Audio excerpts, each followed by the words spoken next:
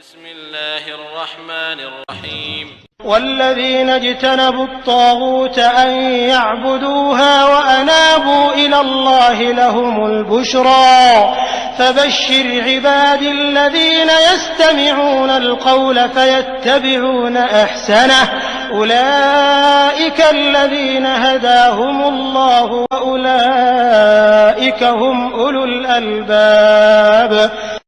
ദുർമൂർത്തിയെ ആരാധിക്കുന്നത് വർജിക്കുകയും അല്ലാഹുവിലേക്ക് വിനയത്തോടെ മടങ്ങുകയും ചെയ്തവരാരോ അവർക്കാണ് സന്തോഷവാർത്ത. അതിനാൽ എന്റെ ദാസന്മാർക്ക് നീ സന്തോഷവാർത്ത അറിയിക്കുക. അതായത് വാക്ക് ശ്രദ്ധിച്ചു കേൾക്കുകയും അതിൽ ഏറ്റവും നല്ലത് പിൻപറ്റുകയും ചെയ്യുന്നവർക്ക്. അക്കൂട്ടർക്കാകുന്നു അല്ലാഹു മാർഗദർശനം നൽകിയിട്ടുള്ളത്. അവർ തന്നെയാകുന്നു ബുദ്ധിമാന്മാർ. ഇന്നൽ ഹംദലില്ലാഹ് നഹ്മദുഹു വനസ്തഈനുഹു വനുഅ്മിനു ബിഹി വനതവക്കലു അലൈഹി വനഊദു ബില്ലാഹി മിൻ ശുറൂരി അൻഫുസിനാ വമിൻ സയ്യിആതി അഅ്മാലിനാ മൻ യഹ്ദില്ലാഹു ഫലാ മുളില്ല ലഹു വമൻ യുളിൽ ഫലൻ തജിദ ലഹു വലിയ്യൻ മുർഷിദാ.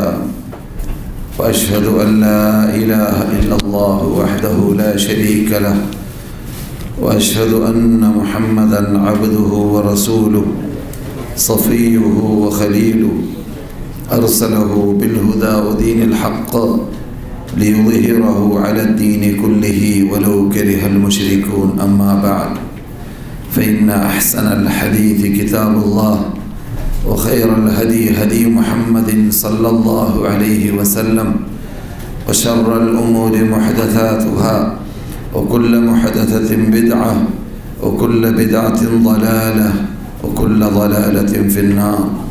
اللهم صل وسلم وبارك وأنعم على عبدك ورسولك محمد صلى الله عليه وعلى آله وصحبه أجمعين والتابعين لهم بإحسان إلى يوم الدين. أعوذ بالله من الشيطان الرجيم. قل هذه سبيلي أدعو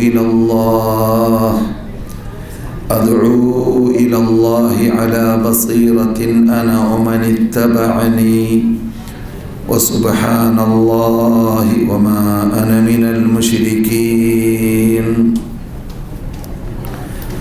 وما أرسلنا من قبلك إلا رجالا نوحي إليهم من أهل القرى أفلم يسيروا في الأرض فينظروا كيف كان عاقبة الذين من قبلهم ولدار الآخرة خير للذين اتقوا أفلا تعقلون.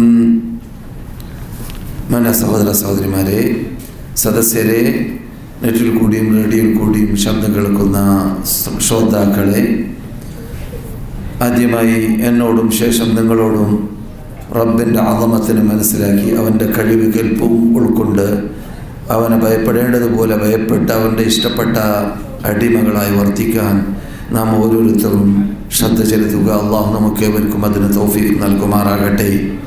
പ്രത്യേകിച്ച് പുണ്യഭൂമിയിൽ താമസിക്കാൻ ചാൻസ് കിട്ടിയവർ മക്കയിലാവട്ടെ മദീനയിലാവട്ടെ ആ ഭൂമിയുടെ ബഹുമതിയെ പരിഗണിച്ച് താമസിക്കാനും കൂടുതൽ ശ്രദ്ധ ചെലുത്തുക. അതിനും റബ്ബ് നമുക്ക് സഹായം നൽകട്ടെ. സഹോദരന്മാരെ, സഹോദരികളെ, വാസ്തവത്തിൽ വിശുദ്ധ റമദാനിൻ്റെ വാതിൽക്കലിലാണ് നാം. പതിവനുസരിച്ച് റമദാനായി കഴിഞ്ഞാൽ രാത്രി നടക്കാറുള്ള ക്ലാസ് റമദാനിൽ ഇബാദത്തിന് വേണ്ടി നാം നിർത്താറുണ്ട്. എന്നല്ലാതെ ദഅവത്തിനോട് മടിപ്പുണ്ടായതുകൊണ്ടോ ദഅവത്ത് നിർത്തിവെക്കുന്നത് കൊണ്ടോ അല്ല.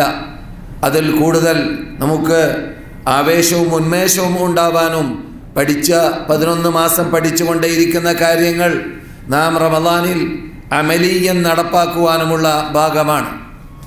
അതുകൊണ്ടാണ് റബ്ബുൽ ഇസ്സത്തി ജല്ല ജലാലുഹു വിശുദ്ധ റമദാൻ മാസത്തിനെ മറ്റു മാസങ്ങളിൽ വ്യത്യസ്തപ്പെട്ട രൂപത്തിൽ തന്നെ ഖുർആനിലൂടെ പരിചയപ്പെടുത്തി പേര് പറഞ്ഞുകൊണ്ട് പരിചയപ്പെടുത്തി. നമുക്കറിയാവുന്നതുപോലെ അത് യഥാർത്ഥത്തിൽ നാം പരിഗണിക്കേണ്ടതും ഉപയോഗപ്പെടുത്തേണ്ടതും ശ്രദ്ധ ചെലുത്തേണ്ടതുമായ ഭാഗമാണ്.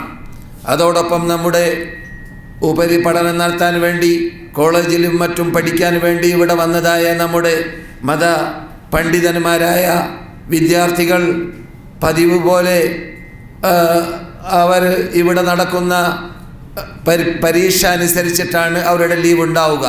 അതുകൊണ്ട് തന്നെ പലപ്പോഴും എന്ത് സംഭവിക്കും, റമദാൻ മദീനത്ത് കൊണ്ടാടാനോ മക്കത്ത് കൊണ്ടാടാനോ ചാൻസ് ലഭിക്കാത്തവർ കാണാറുണ്ട് അവരുടെ ഇടയിൽ. അത് യഥാർത്ഥത്തിൽ ഒരു മഹാനഷ്ടമാണ്. മക്ക ജീവിതത്തിലും മദീന ജീവിതത്തിലും കിട്ടുന്ന ചാൻസ് ഉപയോഗപ്പെടുത്താൻ സാധിക്കുന്നില്ല എന്ന നിലക്ക് ചിന്തിക്കുകയാണെങ്കിൽ, അതേസമയത്ത് മറ്റൊരു രൂപത്തിൽ ചിന്തിക്കുമ്പോൾ അത് സിലത്തുർ റഹ്മ, കൊല്ലത്തോട് കൊല്ലം മദീനയിൽ കൂടിയ ആ വിദ്യാർത്ഥി അല്ലെങ്കിൽ ആ പണ്ഡിതൻ അവരുടെ ചാർച്ച ബന്ധം ചേർക്കാനുള്ള പോക്ക്, അതോടൊപ്പം റമളാനിൻ്റെ ആയത്തിൽ തന്നെ അള്ളാഹ് ഊന്നിപ്പറഞ്ഞതായ ആ തൗഹീദാകുന്ന പ്രധാനപ്പെട്ട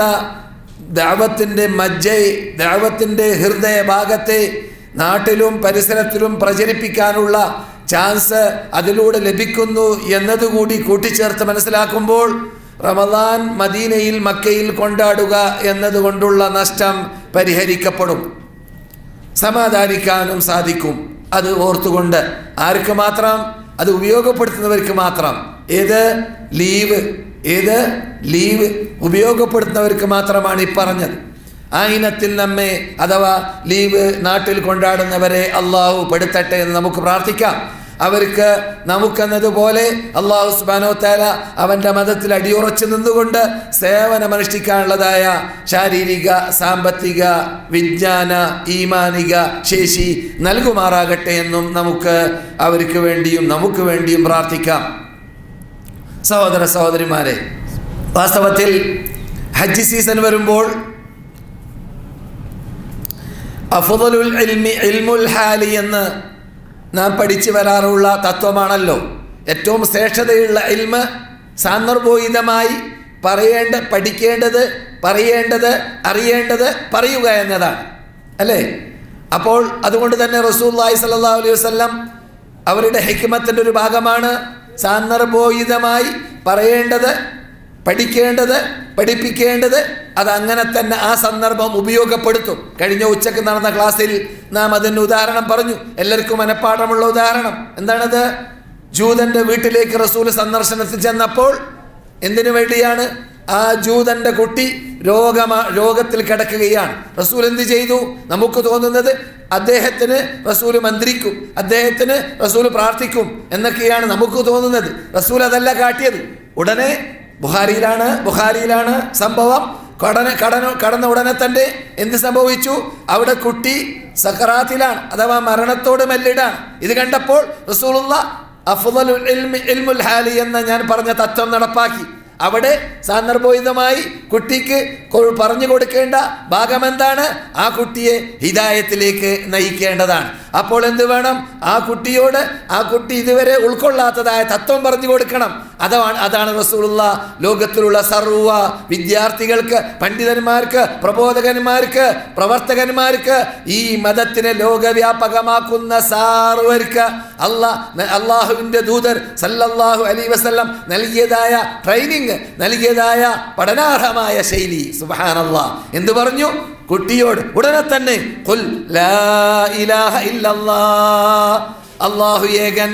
മൂപ്പര് ജൂതനാകുമ്പോൾ ഒരു പക്ഷേ ഉസൈറിനെ വിളിച്ച് പ്രാർത്ഥിച്ച് കാണും. അപ്പോൾ നമുക്കറിയാവുന്നതുപോലെ ജൂതന്മാര് അവരുടെ കൂടെ അള്ളാഹു ഇറക്കിയതായ ആ ഗ്രന്ഥത്തെ തഹ്രീഫും തബ്ദീലിനും ഇരയാക്കിയവരാണ്. അങ്ങനെയുള്ളവരായതുകൊണ്ട് തന്നെ അവര് ഖുർആൻ പ്രത്യേകം അവർക്ക് വേണ്ടി അവരോട് സംസാരിച്ച ശൈലി ഖുർആനിൽ നമുക്ക് കാണാം. എന്തിനാണ് നിങ്ങൾ അള്ളാഹിന്റെ കലാമിനെ മാറ്റിമറിക്കുന്നു? നിങ്ങൾക്ക് സത്യം അറിയുമല്ലോ. നിങ്ങളുടെ കൂടെയുള്ള ദൂതർ നിങ്ങൾക്ക് നിങ്ങളുടെ മക്കളെ അറിയും പോലെ അദ്ദേഹത്തിനെ കുറിച്ച് അവർ കൊണ്ടുവന്ന മതം അവര് ഇതെല്ലാം സത്യമാണെന്ന് അറിയാമല്ലോ എന്നൊക്കെ അവരോട് സംസാരിച്ചിട്ടുണ്ട്. എന്തേ?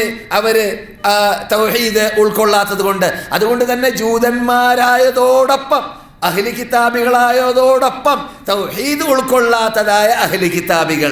അതുകൊണ്ടാണ് അലിയിനോടും അപ്രകാരം അബൂ മൂസൽ അശ്അരിയോടും അപ്രകാരം റസൂലുള്ളാഹ് യമനിലേക്ക് അയച്ചവരോടൊക്കെ പറഞ്ഞത്, നിങ്ങൾ അവിടെ ചെല്ലുന്നത് അഹ്ലി കിതാബികളുടെ അടുക്കിലേക്കാണ്. അഹ്ലി കിതാബികളുടെ അടുക്കിലേക്ക് ചെല്ലുമ്പോൾ അവരോട് ആദ്യം പറയേണ്ടത് എന്താണെന്ന് പറഞ്ഞു റസൂല്? എന്താണ്? തൗഹീദാണ്. അവരോട് എന്ത് പറയണമെന്ന് പറഞ്ഞു കൽപ്പിച്ചു? തൗഹീദ് പറയണം. എന്തേ? അഹ്ലി കിതാബികൾക്ക് തൗഹീദ് അറിയില്ലേ?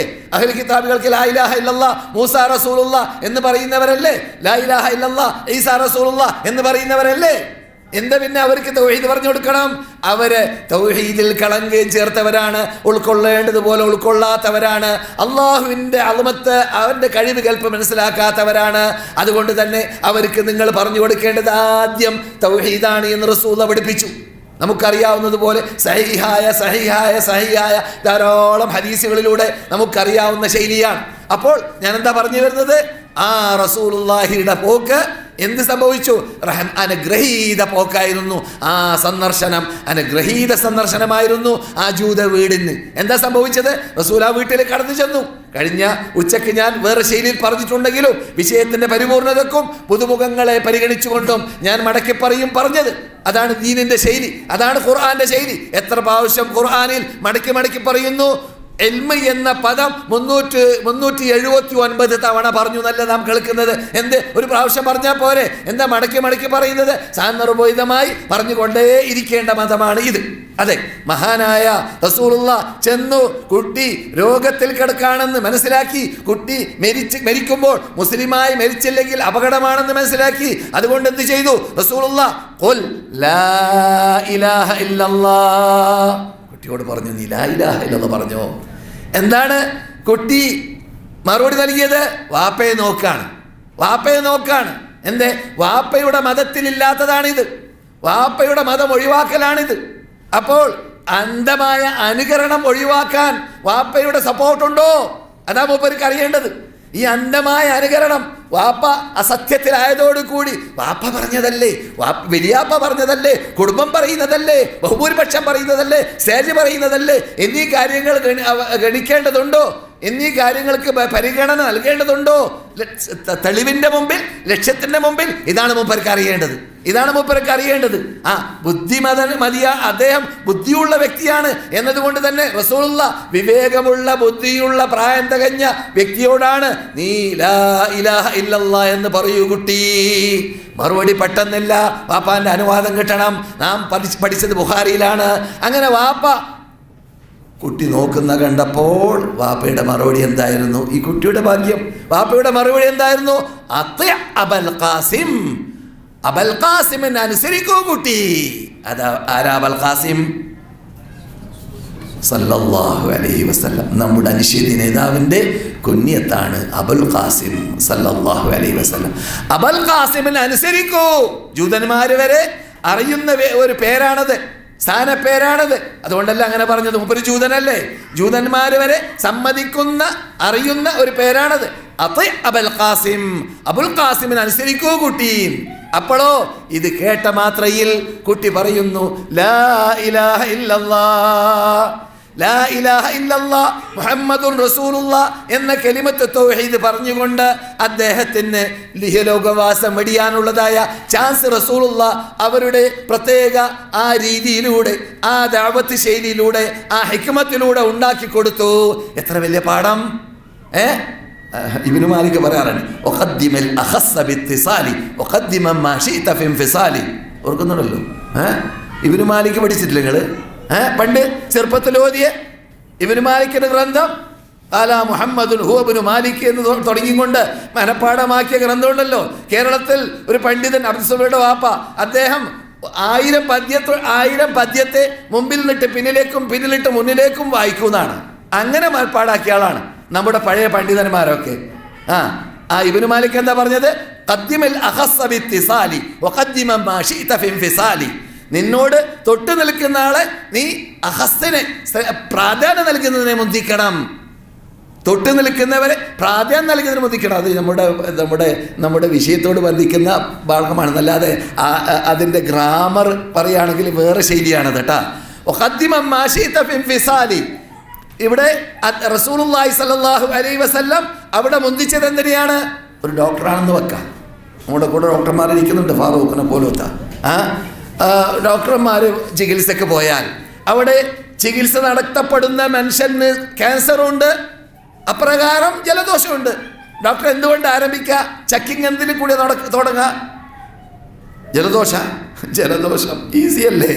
എന്തിലാണ്? മൂപ്പരുടെ മാരകമായ രോഗമാണ്, അതേതാണ്? ക്യാൻസറാണ്. മനസ്സിലല്ലേ?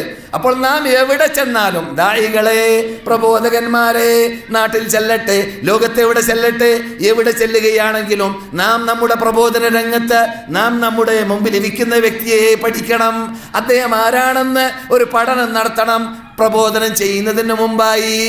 അതാണ് നമ്മുടെ റസൂലുള്ള പഠിപ്പിച്ചത്.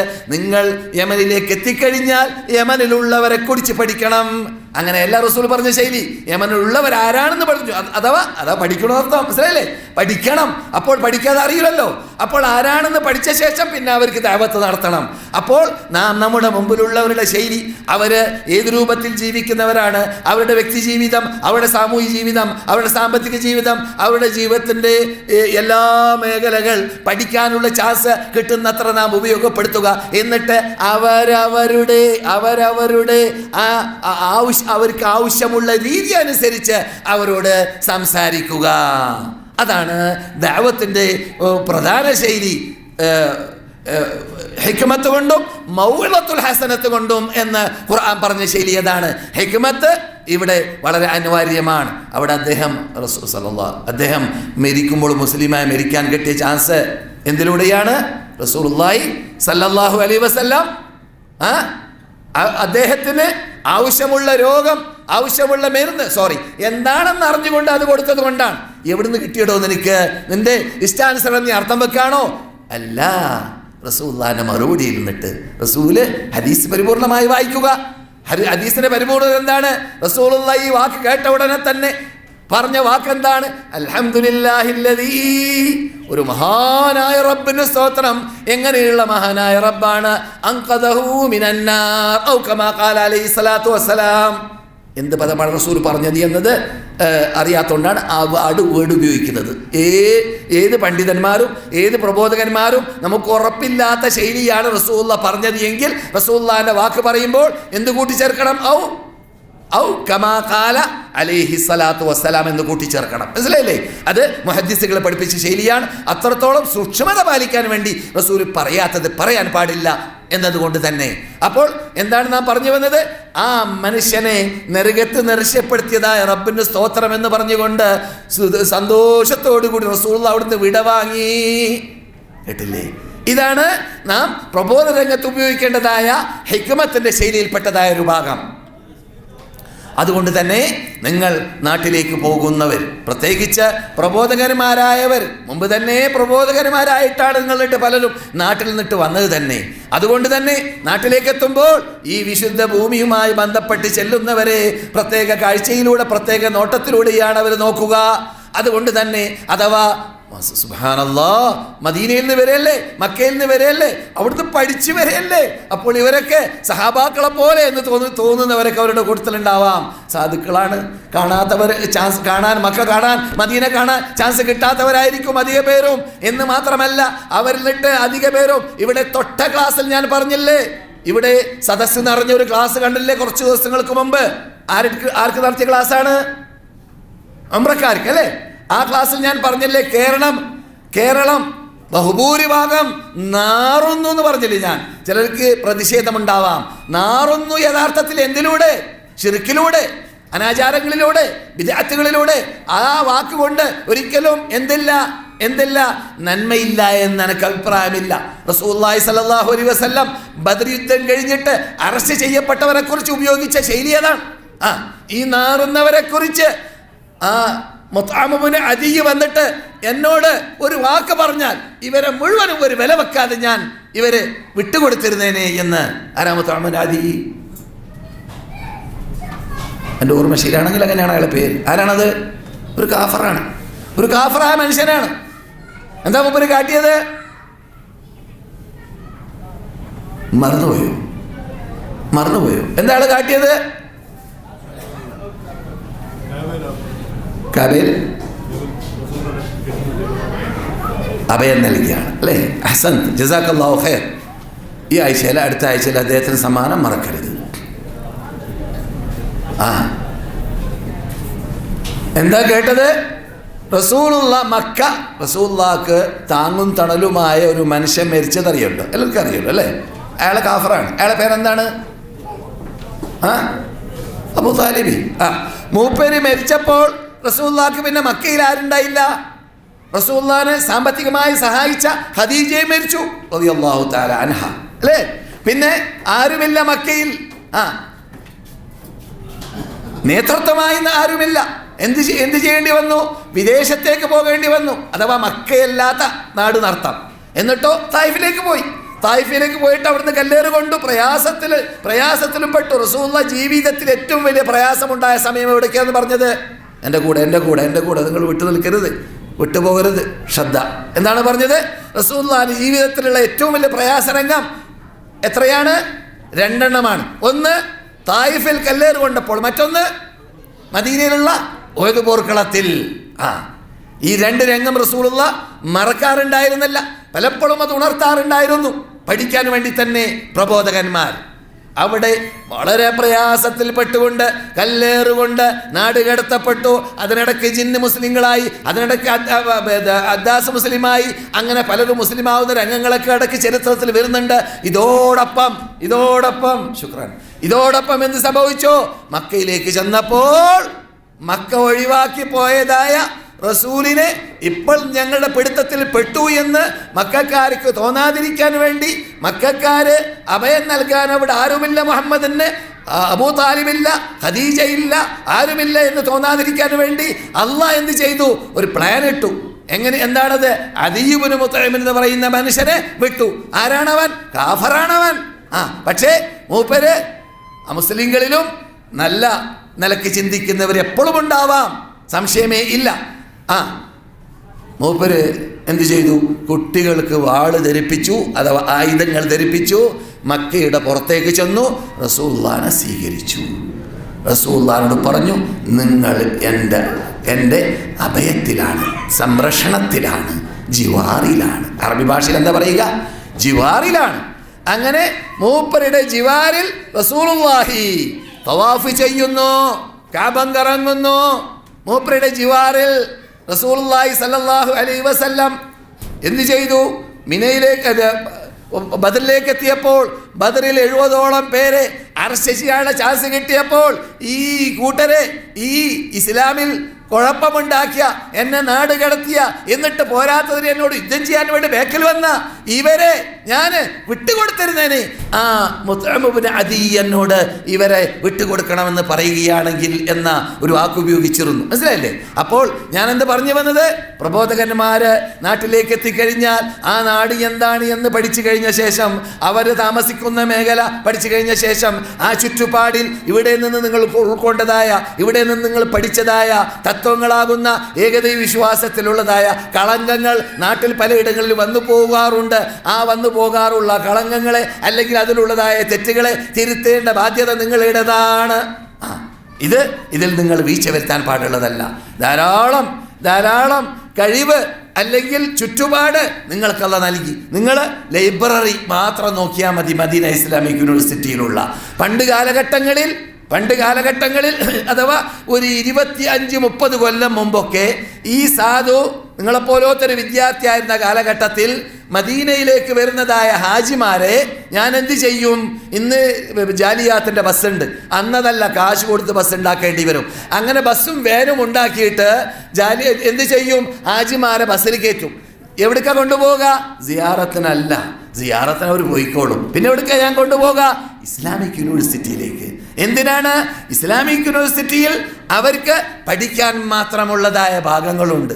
എന്നിട്ട് അതിൻ്റെ മെയിൻ ലൈബ്രറിയിൽ കൊണ്ടുപോയി ആ ലൈബ്രറിയിൽ പ്രവേശിക്കുമ്പോൾ തന്നെ 70-ൽ പരം വാള്യങ്ങൾ വലത് ഭാഗത്തും ഇടത് ഭാഗത്തുമായി നിലനിൽക്കുന്നു. കേരളത്തിൽ നിന്ന് വരുന്ന മുസ്ലിയാമാര്, മൗലവിമാര്, എഴുത്തുകാര്, പണ്ഡിതന്മാര് അവരൊക്കെ അതിലുണ്ടാവാം, ആ കാലഘട്ടത്തിലുള്ള ചുരുക്കമാണെങ്കിലും. എന്നിട്ട് അവരോട് ഞാൻ ചോദിക്കും, ഈ പുസ്തകങ്ങളെക്കുറിച്ച് നിങ്ങൾക്ക് പരിചയമുണ്ടോ? ഇല്ല, പരിചയമില്ല. ഇത് യഥാർത്ഥത്തിൽ പുസ്തകങ്ങളല്ല, കിതാബുകളല്ല, പിന്നെന്താണ്?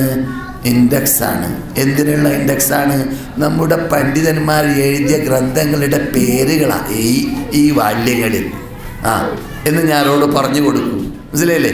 അപ്പോൾ അവർ ഞെട്ടും. അന്നൊക്കെ അത്ഭുതമാണ്. ഇന്ന് നെറ്റിൽ കൂടി ഇങ്ങനെ കാണല്ല മനുഷ്യന്മാര്.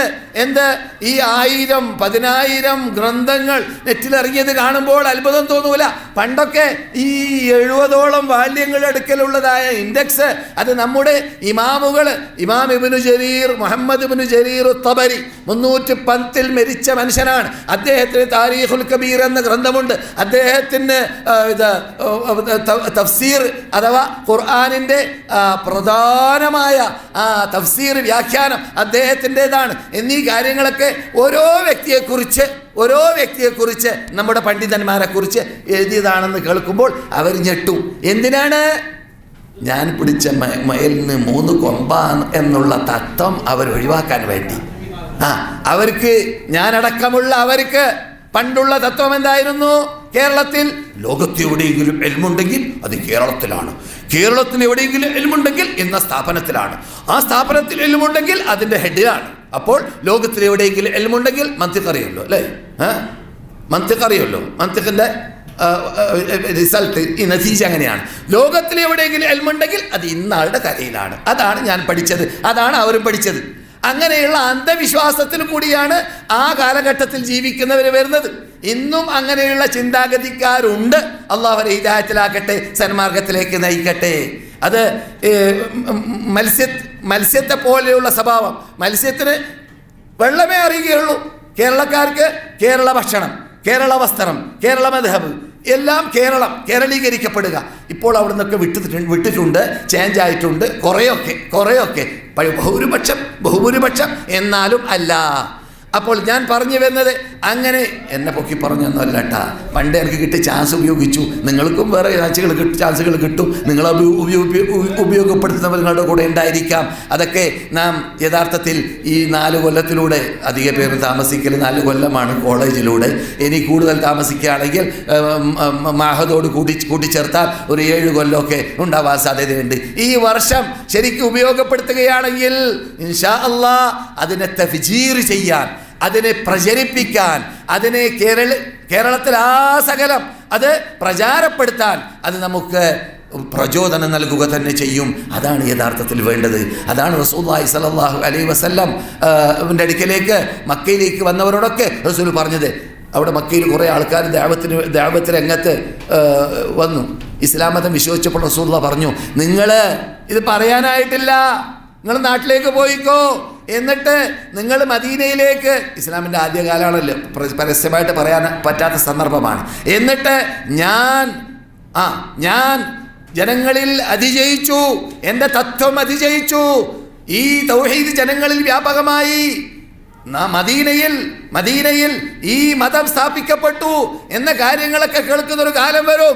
അന്ന് നിങ്ങൾ മദീനയിലേക്ക് വന്നോളീൻ എന്ന് പറഞ്ഞുകൊണ്ട് വിട്ട നേതാക്കളെക്കുറിച്ച് ഞാനിവിടെ പറഞ്ഞിട്ടുണ്ട്, പല നേതാക്കളെക്കുറിച്ച്. ആ നേതാക്കൾ ആ പിൻകാലഘട്ടത്തിൽ ചില ആൾക്കാരൊക്കെ 80ഓളം കുടുംബവുമായിട്ടാണ് വന്നത്. എത്ര? 80 കുടുംബം. സുബ്ഹാനല്ലാഹ്. എവിടുന്ന്? യമൻ ഭാഗത്തിൽ നിന്നിട്ട് മദീനയിലേക്ക് വന്നപ്പോൾ. അതാണ് നാം ചെയ്യേണ്ടത്. നമ്മുടെ പ്രബോധന മേഖലയിൽ, പ്രബോധന രംഗത്തിൽ തെറ്റുകൾ തിരുത്തുക എന്നത് മാത്രമല്ല, നാം പ്രബോധന രംഗത്ത് ഇറങ്ങിക്കഴിഞ്ഞാൽ നമുക്ക് ആദ്യമായിട്ട് അമ്പിയാക്കന്മാരുടെ ദഅവത്ത് ആയിരിക്കണം നാം പ്രചരിപ്പിക്കേണ്ടത്. അമ്പിയാക്കന്മാരുടെ ദഅവത്ത്. ഇത് പക്ഷെ നിങ്ങൾ പറയും, ഇത് നിങ്ങൾ സംസാരിക്കുന്നത് മതവിദ്യാർത്ഥികളോടല്ലോ ആണല്ലോ, ഞങ്ങൾക്കിതിലെന്താ പങ്ക്, ഞങ്ങൾക്കിതിലെന്താ പഠിക്കാനുള്ളത് എന്ന് അല്ലാത്തവർ ചോദിച്ചേക്കാം. ഉണ്ട്, ഇത് എല്ലാവർക്കും ഉള്ളതാണ്. ഞാൻ നേരത്തെ ഓതി വെച്ച ആയത്ത് നിങ്ങൾ ഓർക്കുന്നുണ്ടല്ലോ. എന്താണത്? ഖുൽ ഹാദിഹി സബീലി, ഇത് എൻ്റെ ഡ്യൂട്ടി, എൻ്റെ ജോലി. ഏത്? റസൂലുള്ളാഹി ചെയ്ത് കാണിച്ചു തന്ന 23 കൊല്ലത്തെ ജീവിതം. എന്താണത്? അദ്ഉ ഇലല്ലാഹ്, അല്ലാഹുവിലേക്ക്. ആർക്ക്? സംഘടനയിലേക്കല്ല, സംഘടനയെ ലക്ഷ്യം വെച്ചുകൊണ്ടല്ല, ഒരു പ്രത്യേക തത്വത്തിലേക്കല്ല, പ്രത്യേക വകുപ്പിലേക്കല്ല, പ്രത്യേക വ്യക്തിപൂജക്കല്ല. പിന്നെയോ അല്ലാഹുലേക്ക്, അദ്ഉ ഇലല്ലാഹ്, അല്ലാഹുലേക്ക് ഞാൻ ക്ഷണിക്കുന്നു. അന അലാ ബസീറ, അലാ ബസീറ, ഇത് വളരെ ശ്രദ്ധേയമാണ്. അലാ ബസീറ, അലാ ബസീറ എന്നതിന്റെ അർത്ഥം ലക്ഷ്യസഹിതം, തെളിവ് സഹിതം. മനസ്സിലായില്ലേ? അപ്പോൾ നാം ദഅവത്ത് നടത്തുന്ന വേളയിൽ തെളിവ് സഹിതമായിരിക്കണം ദഅവത്ത് നടത്തേണ്ടത്. നമ്മുടെ കൂടെ എന്ത് വേണം? അത് ഞാൻ ഉദാഹരണത്തിന് എപ്പോഴും പറയാറുണ്ട്, ഞാൻ കൊണ്ടുവന്നിട്ടുണ്ട്. എന്താണിത്? താരീഖ് പുസ്തകം. ഏതാണ്? സമസ്ത കേരള വിദ്യാഭ്യാസ ബോർഡിന്റെ പുസ്തകമാണ്. മനസ്സിലായില്ലേ? ഈ പുസ്തകം 7ാം ക്ലാസ്സിൽ പഠിപ്പിക്കുന്ന പുസ്തകമാണ്. ഈ പുസ്തകത്തിൽ നാം മാലിക് ദിനാറന്മാരെ കുറിച്ച് പറയുന്നൊരു ഭാഗം കാണാം. ഈ സമസ്തയുടെ പുസ്തകത്തിൽ മാലിക് ദിനാർമാർ നിങ്ങൾ പ്രബോധനം ചെയ്യുമ്പോൾ കൊടുങ്ങല്ലൂർ മുതൽ കാസർഗോഡ് മുതൽ ശ്രീകണ്ഠം മുതൽ പിന്നെ എവിടെയാണ് മംഗലാപുരം വരെ, അല്ലെ? മംഗലാപുരം അവരെത്തിയിട്ടുണ്ടല്ലോ. അവിടം വരെ എത്തിയതായ മാലിക് ദീനാറിനെ പരിചയപ്പെടുത്തുമ്പോൾ അതിനെക്കുറിച്ച് വിശദീകരിക്കുന്ന ആ സമസ്ത കേരള വിദ്യാഭ്യാസ ബോർഡിന്റെ പുസ്തകം പഠിപ്പിക്കുന്ന ശൈലി എന്താണ് എന്നത് അവരോട് നിങ്ങൾ മാലിക് ദീനാർ കാസർഗോഡ് ഇപ്പം പറഞ്ഞു കിടക്കുന്നില്ല, അയാളെ നാട്ടിലേക്ക് മടങ്ങിപ്പോയി ദഅവത്ത് നടത്തിയിട്ട് എന്ന് പറയുമ്പോൾ വിശ്വസിക്കൂല. എന്തേ? അവിടെ ഖബറില്ലേ? കൃത്രിമ ഖബറിന് നമ്മളെന്ത് ഉത്തരവാദിയാണ്? ആരുണ്ടാക്കിയ ഖബർ ഞാൻ കാസർഗോട്ടുകാരനാണ്. ഞാൻ എൻ്റെ നാട്ടുകാരെ കൊണ്ട് സമ്മതിപ്പിച്ചു. അവിടെ ആ സാധനം 1300 കൊല്ലം മുമ്പ് ഇല്ല, 1300 കൊല്ലം വരെ ഇല്ല. പിന്നെ എപ്പോഴാണ് ഉണ്ടായത്? 1300 കൊല്ലത്തിന് ശേഷമാണ്. അപ്പോൾ എത്ര പഴക്കമുള്ളൂ? 50-60 കൊല്ലം മുമ്പ് പഴക്കാണ്. എന്താണ് തെളിവ്? അവിടെയുള്ള ഒരു മനുഷ്യൻ എഴുതിയ മൗലൂദാണ്. എന്താ മൗലൂദിലുള്ളത്? മാലിക് ദിനാറും 12 ആളും ഇങ്ങനെ പള്ളി കെട്ടിയിട്ട് ഇവിടെ എത്തിയപ്പോൾ മരിച്ചു എന്നതിന് തെളിവായിട്ട് ഞങ്ങളുടെ കൂടെ ഒന്നുമില്ലെങ്കിലും, പക്ഷേ ഒരു മനുഷ്യൻ ഇതിങ്ങനെ ചിന്തിച്ചിട്ട് പള്ളിയുടെ അങ്കണത്തിൽ നടക്കുകയായിരുന്നു. ഏത് പള്ളി? കാസർഗോഡിലെ പള്ളി, ബിഗ് ജുമാ മസ്ജിദ്. എന്നിട്ടോ ആ അങ്കണത്തിൽ കൂടി ഇങ്ങനെ നടക്കുമ്പോൾ മൂപ്പരിക്ക് ഇങ്ങനെ എന്തുണ്ടായി? നിങ്ങൾക്കറിയില്ല ഉണ്ടാകുന്നത്, സന്യാസിമാർക്ക് ഉണ്ടാകുന്നതൊക്കെ അറിയില്ല നിങ്ങൾക്ക്. ഇങ്ങനെ ഇസ്ലാമിൽ ഇൽഹാമാത്തില്ല, മനാമാത്തില്ല, ഹുതാഫാത്തില്ല. എന്താ ഹുതാഫാത്ത്? വിളിവാളം കേട്ടുപോലോ. അത് തെളിവാണ്. ഇസ്ലാമിൽ തെളിവ് ഇവിടെയുണ്ട്. ഇതാണ് ഇസ്ലാമിൽ തെളിവ്. പിന്നെയോ ഇതിന്റെ വിശദാംശം, പിന്നെയോ അതനുസരിച്ച് ജീവിച്ച സഹാബാക്കൾ, താബിഈങ്ങൾ, അതാണ് ഇസ്ലാമിൽ തെളിവ്. അതാണ് മക്കയിൽ നിന്ന് റസൂൽ നമുക്ക്, അഥവാ അറഫയിൽ നിന്നിട്ട് നിങ്ങൾക്ക് ഞാൻ ഒഴിവാക്കി പോകുന്ന സാധനം ഇത് മാത്രം പിടിച്ചോളീന്ന് പറഞ്ഞത്. എന്നാൽ പ്രശ്നമില്ല, ചിന്തിക്കേണ്ട ആവശ്യമില്ല. അയാളെന്ത് പറയുന്നു, ഇയാളെന്ത് പറഞ്ഞു ചിന്തിക്കേണ്ട ആവശ്യമില്ല, ബുദ്ധി വരെ ഉപയോഗിക്കേണ്ട ആവശ്യമില്ല. അന്ധമായി അനുകരിക്കേണ്ട സാധനമാണ് ഖുർആൻ സുന്നത്ത്. മനസ്സിലായില്ലേ? ഇതോ ഇസ്ലാമിൽ ഇല്ലാതെയാക്കേണ്ട, വലിച്ചെറിയേണ്ട, ജനങ്ങളിൽ നിന്ന് നിർമ്മിതമായ സാധനമാണ് എന്ത്? ഹുദാഫാത്ത്. എന്താ ഹുദാഫാത്ത് പറഞ്ഞാൽ? വെളിവാളം കേൾക്കാം. മനാമാത്ത്. എന്താ മനാമാത്ത് പറഞ്ഞാൽ? ഉറക്കത്തിൽ കാണാം. നബിമാരുടെ മനാമാണോ വഹി? മറ്റുള്ളവരുടെ മനാമ് വഹിയാണെന്ന് പറഞ്ഞിട്ടില്ല. ശരിയാവാനും ആവാതിരിക്കാനും സാധ്യതയുണ്ട്. അത് അയാൾക്ക് ശരിയാണെങ്കിൽ തന്നെ പാഠമായിരിക്കും, അയാൾക്ക് വല്ല സൂചനയുമായിരിക്കും പ്രത്യേക ലക്ഷ്യത്തിന്. ദീനിൽ നിയമമല്ല. എന്തുകൊണ്ട്? ദീൻ അൽയൗമ അക്മൽതു ലക്കും ദീനക്കും വഅത്മംതു അലൈക്കും നിഅമതി വറദീതു ലക്കുമുൽ ഇസ്ലാമ ദീനാ. ദീൻ പരിപൂർണമാണ്. ദീനിൽ ഒന്ന് കൂട്ടിച്ചേർക്കാനോ കുറക്കാനോ ഉള്ള അവകാശം ആർക്കും തന്നെ ഇല്ല. പിന്നെ എന്തില്ല ഇസ്ലാമിൽ? ഹുതാഫാത്തില്ല, മനാമാത്തില്ല. പിന്നെന്താണ് മൂന്നാമത്തത്?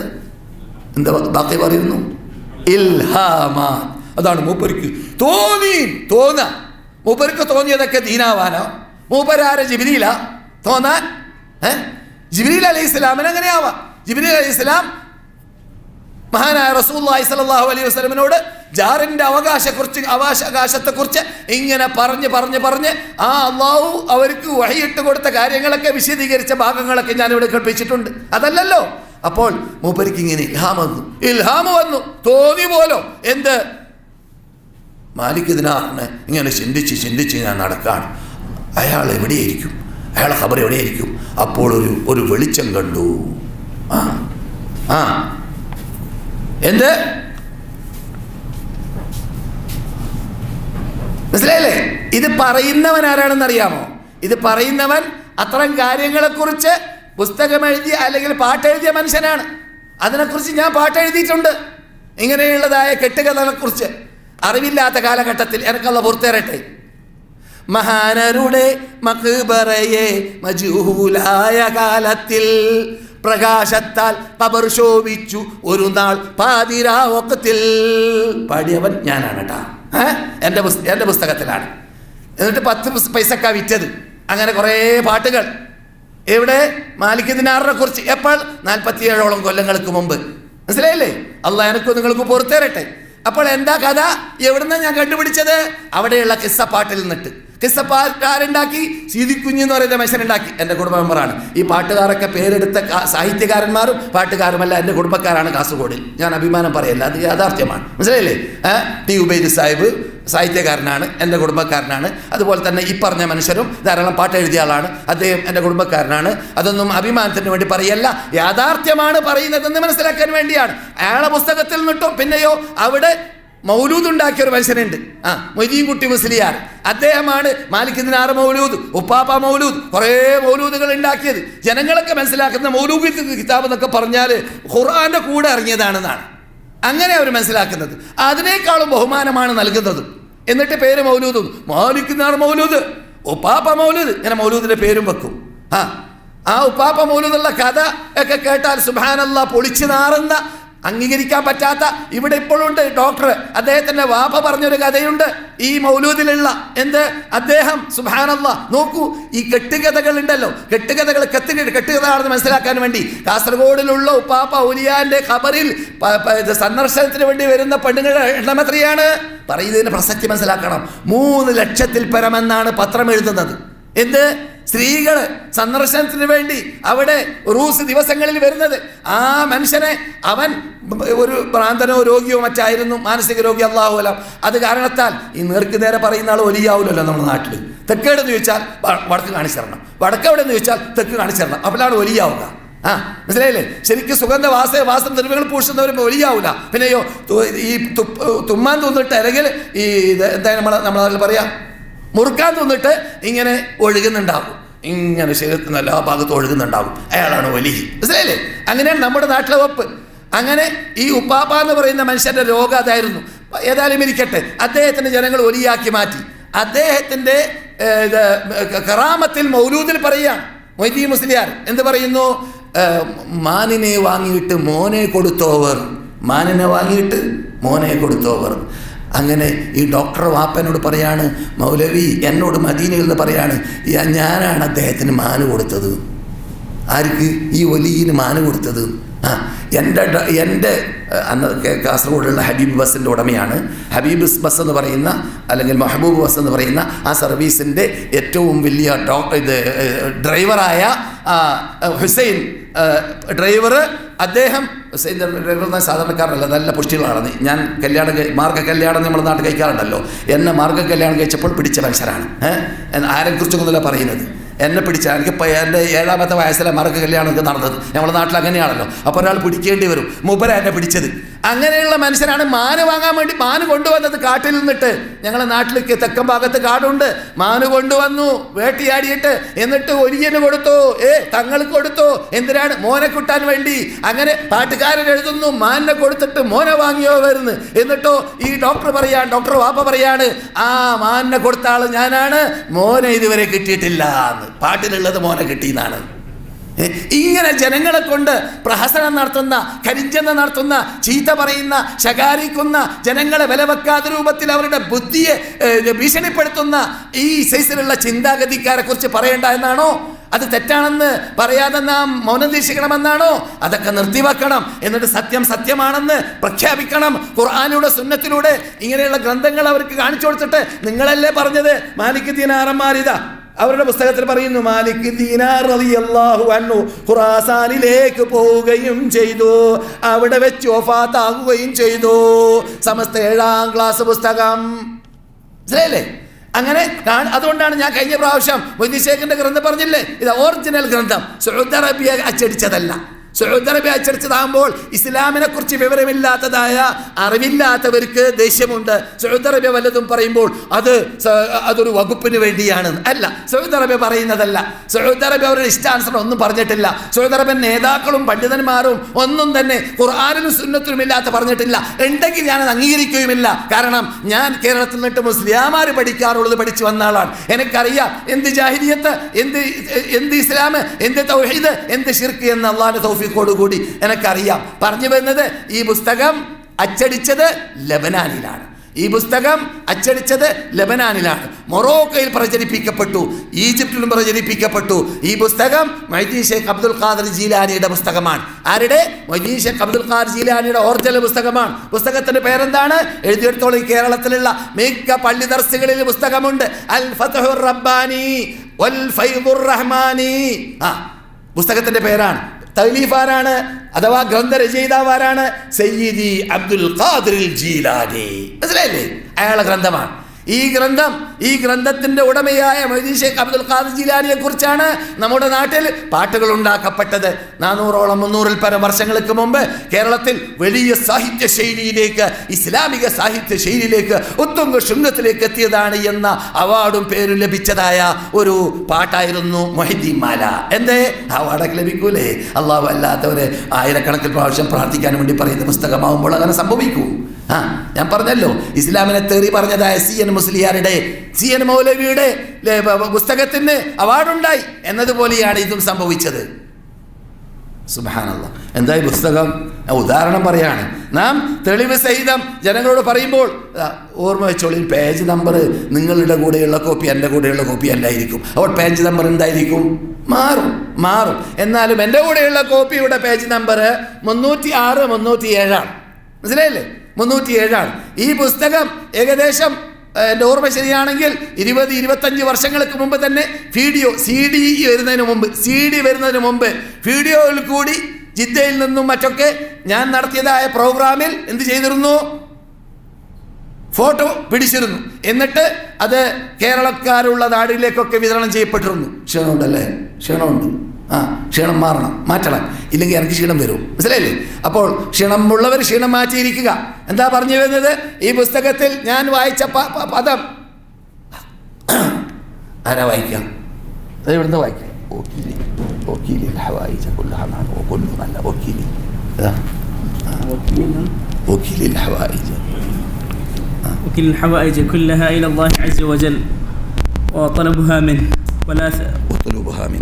واطلبها منه ولا تثق بأحد سوى الله عز وجل ولا تعتمد إلا عليه سبحانه. التوحيد وجماع الكل كل التوحيد. അവസാനം ഇരിക്കുമ്പോൾ പറയാണ് الذي لا يموت ولا يخشى الفوت سبحان من تعزز بالقدرة وقهر عباده بالموت لا إله إلا الله محمد رسول الله. അപ്പോൾ നാം എന്താ കേട്ടത്? ഷെയ്ഖ് അബ്ദുൽ ഖാദിർ ജീലാനി റഹ്മത്തുള്ളാഹി അലൈഹി കേരളത്തിൽ പരിചയപ്പെടുത്തുന്നത് നമ്മുടെ നാട്ടിൽ മൊയ്തീൻ ഷേഖ് റഹ്മത്തുള്ളാഹി അലൈഹിയുടെ പേരിൽ കുതുബിയത്ത് റാത്തീബ് ഒക്കെ വന്നിട്ടുണ്ടല്ലോ. ആരാ ഉണ്ടാക്കിയത് കുതുബിയത്ത് റാത്തീബ്? മറന്നുപോയോ? കായൽപട്ടണക്കാരൻ. കക്കാൻ പഠിച്ചാൽ നേലാൻ പഠിക്കണം നമ്മൾ പറയാറില്ലേ? എന്നതുമാതിരി ഈ കരിഞ്ചന്ത പ്രചരിപ്പിക്കുമ്പോൾ കേരളക്കാരെ കൊണ്ട് സമ്മതിപ്പിക്കാൻ വേണ്ടി എന്ത് ചെയ്തു? ഈ കായൽപട്ടണക്കാരനെ ഒന്ന് പൊക്കി. അതെങ്ങനെയാണ്? നമ്മുടെ നാട്ടിലുള്ള അറിവില്ലാത്തവർ പാടാറുണ്ട്.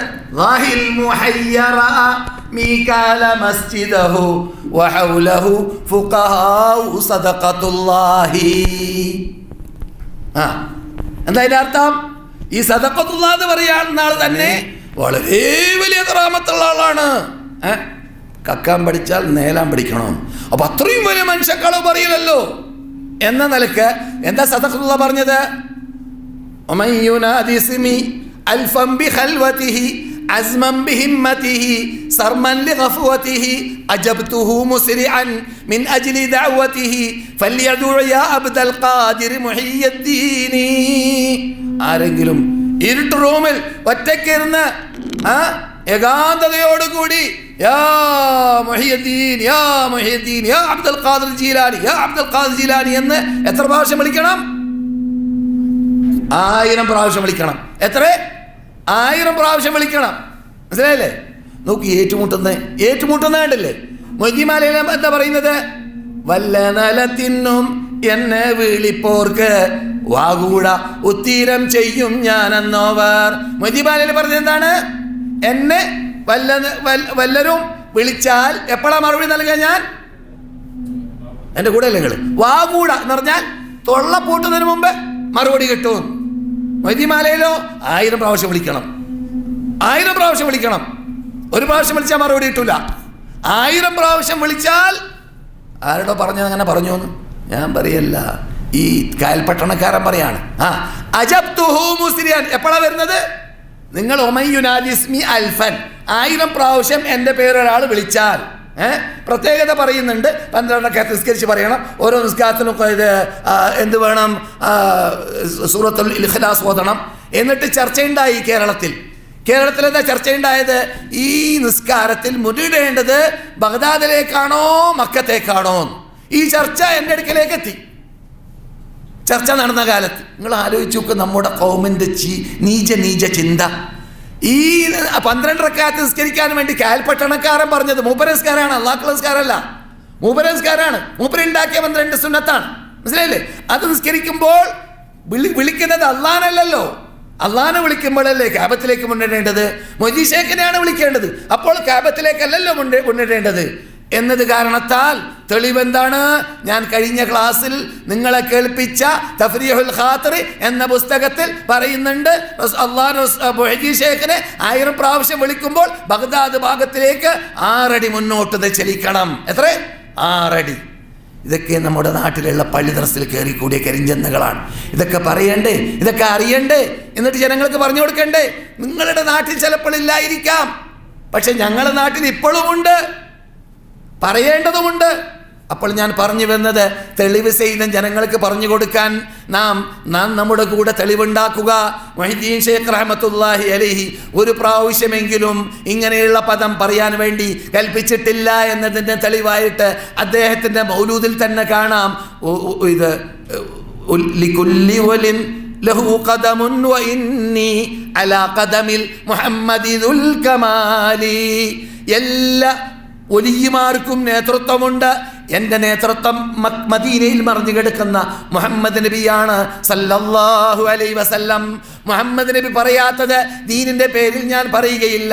മുഹമ്മദ് നബിയുടെ ജീവിതം ആസകലം നമ്മളോട് കൽപ്പിച്ചതും പറഞ്ഞതും എന്താണ്? ഇന്നല്ലാഹ വമലായികതഹു യുസല്ലൂന അലൻ നബിയ്യി യാ അയ്യുഹല്ലദീന ആമനു സല്ലു അലൈഹി വസല്ലിമു തസ്ലീമാ. നാം എന്ത് വേണം? അല്ലാഹുവിൻ്റെ റസൂലിനെ അനുഗ്രഹിക്കാനും രക്ഷിക്കാനും വേണ്ടിയിട്ട് പ്രാർത്ഥിക്കണം. അള്ളയും മലക്കുകളും സലാത്ത് ചൊല്ലുന്നു എന്നത് റസൂലുള്ളാഹിക്കുള്ള പ്രത്യേകത. അത് മാത്രമല്ല, പിന്നെയോ എല്ലാ മുഅ്മിനീങ്ങൾക്കും അള്ളയും റസൂലും സലാത്ത് ചൊല്ലുന്നു എന്ന് ഖുർആൻ പറയുന്നുണ്ട്. എന്താ ഇതിന്റെ അർത്ഥം? അള്ളാഹു അനുഗ്രഹിക്കുന്നു, അള്ളാഹ് റസൂലല്ല, അള്ളയും മലക്കുകളും. അള്ളാഹ് അനുഗ്രഹിക്കുന്നു, മലക്കുകൾ ഇസ്തിഗ്ഫാറിന് വേണ്ടി പ്രാർത്ഥിക്കുന്നു എന്ന അർത്ഥത്തിലേക്കാണ്. മനസ്സിലായില്ലേ സഹോദര സഹോദരിമാരെ? ഞാൻ പറഞ്ഞു വന്നത്, ലാ ഇലാഹ ഇല്ലല്ലാഹ് പഠിപ്പിക്കുമ്പോൾ പ്രധാനമായി ജനങ്ങൾക്ക് പറഞ്ഞു കൊടുക്കേണ്ടതായ ഭാഗം, അത് അവരുടെ ഇടയിൽ വ്യാപകമായി കിടക്കുന്നതായ ഈ ലാ ഇലാഹ ഇല്ലല്ലാഹ്ക്ക് ഘടകവിരുദ്ധമായ തത്വങ്ങളുണ്ട്. ആ തത്വങ്ങളെ നാം എന്ത് ചെയ്യുക? ബാത്തിലാക്കാൻ, നാം അവശേഷപ്പെടുത്താൻ, അതിനെ തെറ്റാണെന്ന് നാം ഖുർആനിലൂടെ സുന്നത്തിലൂടെ മനസ്സിലാക്കി കൊടുക്കാൻ നമ്മുടെ ഇമാമുകൾ പറയാത്തതും നമ്മുടെ നേതാക്കൾ കൽപ്പിക്കാത്തതും നമ്മുടെ ഖുർആനിലും സുന്നത്തിലും ഇല്ലാത്തതും ആയ ഒരു കാര്യവും എത്ര തന്നെ ബഹുഭൂരിപക്ഷം പറഞ്ഞാലും, ഞാനിവിടെ തെളിവ് പറഞ്ഞു ഖുർആന്റെ. എന്താണ്?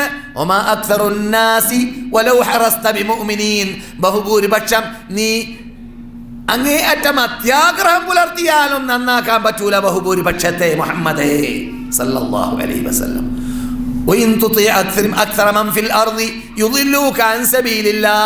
ബഹുഭൂരിപക്ഷത്തിനെ നീ പിൻപറ്റിയാൽ മുഹമ്മദേ നിങ്ങളെ ബഹുഭൂരിപക്ഷം വഴികേടിലേക്ക് അള്ളാഹിന്റെ വഴിയിൽ നിന്നിട്ട് നിങ്ങളെ വ്യതിചലിപ്പിച്ച് കളയും. ഖുർആൻ ഇത് ഈ തത്വം മുമ്പിൽ വെക്കുക. അപ്പോഴോ നമ്മുടെ പ്രശ്നം സത്യം അസത്യം മനസ്സിലാക്കാനുള്ള മാനദണ്ഡം അത് ഖുർആനും സുന്നത്തുമാണ്. ആരുടെ ഒരു പാർട്ടി പൂജയോ ഒരു സംഘടന പൂജയോ ഒരു വ്യക്തി പൂജയോ അതൊന്നുമല്ല. പിന്നെയോ ഖുർആനും സുന്നത്തിലുമുണ്ടോ എന്നതാണ്. ഖുർആനും സുന്നത്തും പരിശോധിച്ച് നോക്കുമ്പോൾ നമുക്ക് എന്ത് വേണ്ടി വരും? റസൂലുള്ളാഹി സ്വല്ലല്ലാഹു അലൈഹി വസല്ലം തവാഗീത്തുകളോട് എതിർക്കാൻ വേണ്ടി മക്കത്ത് മനക്കെട്ട പ്രയാസം. തവാഗീത്ത് എന്താ? ഈ മക്കക്കാർ ലാ ഇലാഹ ഇല്ലല്ലാഹ് കേട്ടപ്പോൾ തന്നെ അതിൻ്റെ പൊരുൾ അറിഞ്ഞവർക്ക് ഇത് സാധാരണ പദമല്ല, ഇത് നാം ഉൾക്കൊണ്ട് കഴിഞ്ഞാൽ നമ്മുടെ പ്രതാപം പോകും, നമ്മുടെ മാതാപിതാക്കൾ കൊണ്ടുവന്ന നമ്മുടെ പിതാക്കൾ കൊണ്ടുവന്നതായ തത്വം തകരും, നമ്മുടെ നാടും വീടും ഒക്കെ നമ്മുടെ കയ്യിൽ നിന്നിട്ട് പോകും. നാം ഇപ്പോൾ അവർക്ക് സംസം കൊടുക്കാൻ വേണ്ടി മാത്രമല്ല വിട്ടുകൊടുത്തത്. സംസം ബനൂ ഹാഷിം ഗോത്രക്കാർ കൊണ്ടുപോയിക്കോട്ടെ, അവർ വിതരണം ചെയ്തോട്ടെ, കഅബ ഞങ്ങളുടെ കയ്യിൽ തന്നെ ആയിക്കോട്ടെ, ദാറുന്നദൂത്ത് ഞങ്ങളുടെ കയ്യിൽ ആയിക്കോട്ടെ. അങ്ങനെ ഇങ്ങനെ മത്സരിച്ച് വരെയായിരുന്നു. എന്നിട്ടോ അവസാനം ആരും പറയാത്ത മക്കയിൽ അതുവരെ ആരും പറയാത്തതായ ഒരു പദമാണ് മക്ക കാഫിറുകളുടെ മുമ്പിൽ ആര് പറഞ്ഞത്? മുഹമ്മദ് പറഞ്ഞത്. അതുകൊണ്ട് അല്ലാഹു സുബ്ഹാനഹു വ തആല ഖുർആനിൽ റസൂലിനെ സമാധാനിപ്പിച്ച പല ശൈലിയുണ്ട്. അതിൽപ്പെട്ട ഒരു ശൈലിയാണ് മാ യുഖാലു ലക ഇല്ലാ മാ ഖദ് ഖീല ലിർറുസുലി മിൻ ഖബ്ലിക. അങ്ങനെയല്ലേ ആയത്ത്? മാ യുഖാലു ലക ഇല്ലാ മാ ഖദ് ഖീല ലിർറുസുലി മിൻ ഖബ്ലിക. അതെ, ഇന്ന റബ്ബക ലദൂ മഗ്ഫിറത്തിൻ വദൂ ഇഖാബിൻ അലീം. മുമ്പുള്ള നബിമാരോടൊക്കെ പറയപ്പെട്ടതേ നിങ്ങളോട് ജനങ്ങൾ പറയുന്നുള്ളൂ. പുതിയതൊന്നും പറഞ്ഞിട്ടില്ല അവര്. അതുകൊണ്ട് നിങ്ങൾ അതിൽ പ്രയാസപ്പെടേണ്ടതില്ല മുഹമ്മദേ. അവരോടൊക്കെ പറഞ്ഞിട്ടുണ്ട്, മൂസയോടും ഈസയോടും ഇബ്രാഹിമിനോടൊക്കെ പറഞ്ഞിട്ടുണ്ട് നിങ്ങളോട് മക്കക്കാർ പറയുന്ന കാര്യങ്ങൾ. അല്ലാഹ് പറയാണ് മാ യുഖാലു ലക ഇല്ലാ മാ ഖദ് ഖീല ലിർറുസുലി മിൻ ഖബ്ലിക. മനസ്സിലായില്ലേ? അതുപോലെ തന്നെ അള്ളാഹ് പറഞ്ഞ ശൈലിയുണ്ടല്ലോ, അത് പ്രബോധകന്മാർ പ്രത്യേകിച്ച് മനസ്സിലാക്കണം. എന്ത്? റസൂലുള്ളാഹി ഖദ് നഅലമു അന്നഹു യദീഖു സദ്റുക ബിമാ യഖൂലൂൻ. അല്ലേ? ജനങ്ങൾ പറയുന്നത് കേട്ട് സഹിക്കാൻ നിങ്ങളെ കൊണ്ട് സാധിക്കുന്നില്ല, പ്രയാസമുണ്ടാകുന്നുണ്ട്. അതുകൊണ്ടാണ് അല്ലാഹു സുബ്ഹാനഹു വ തആല തുടക്കത്തിൽ തന്നെ പറഞ്ഞത് അലം നശ്റഹ് ലക സദ്റക. പ്രയാസത്തെ അള്ളാഹു നിങ്ങൾക്ക് നീക്കി തന്നില്ലേ, ഇടുക്കങ്ങളെ നിങ്ങൾക്ക് റബ്ബ് മാറ്റി തന്നില്ലേ എന്ന ശൈലിയൊക്കെ ഖുർആൻ ഉപയോഗിക്കാൻ കാരണം. അപ്പോൾ പട്ടി വിരിച്ചു കിട്ടൂല. സത്യം പറഞ്ഞാൽ ധാരാളം പ്രയാസങ്ങൾ നേരിടേണ്ടി വരും. ഇനി സത്യം പറഞ്ഞില്ലെങ്കിലോ, മിണ്ടാതിരുന്നാലോ സുഖലോലുപരായിട്ട് കേരളത്തിൽ കഴിഞ്ഞുകൂടാ. എല്ലാ വീട്ടിലും നല്ല സ്വീകരണം, എല്ലാ വീട്ടിലും 1 നമ്പർ സമർപ്പിക്കേണ്ടതായ സാർവ പെപ്സി കോലയോ അല്ലെങ്കിൽ ചായയോ അല്ലെങ്കിൽ ഹോർലിക്സോ ഇതെല്ലാം അവിടുന്ന് ലഭിച്ചുകൊണ്ടേ ഇരിക്കും.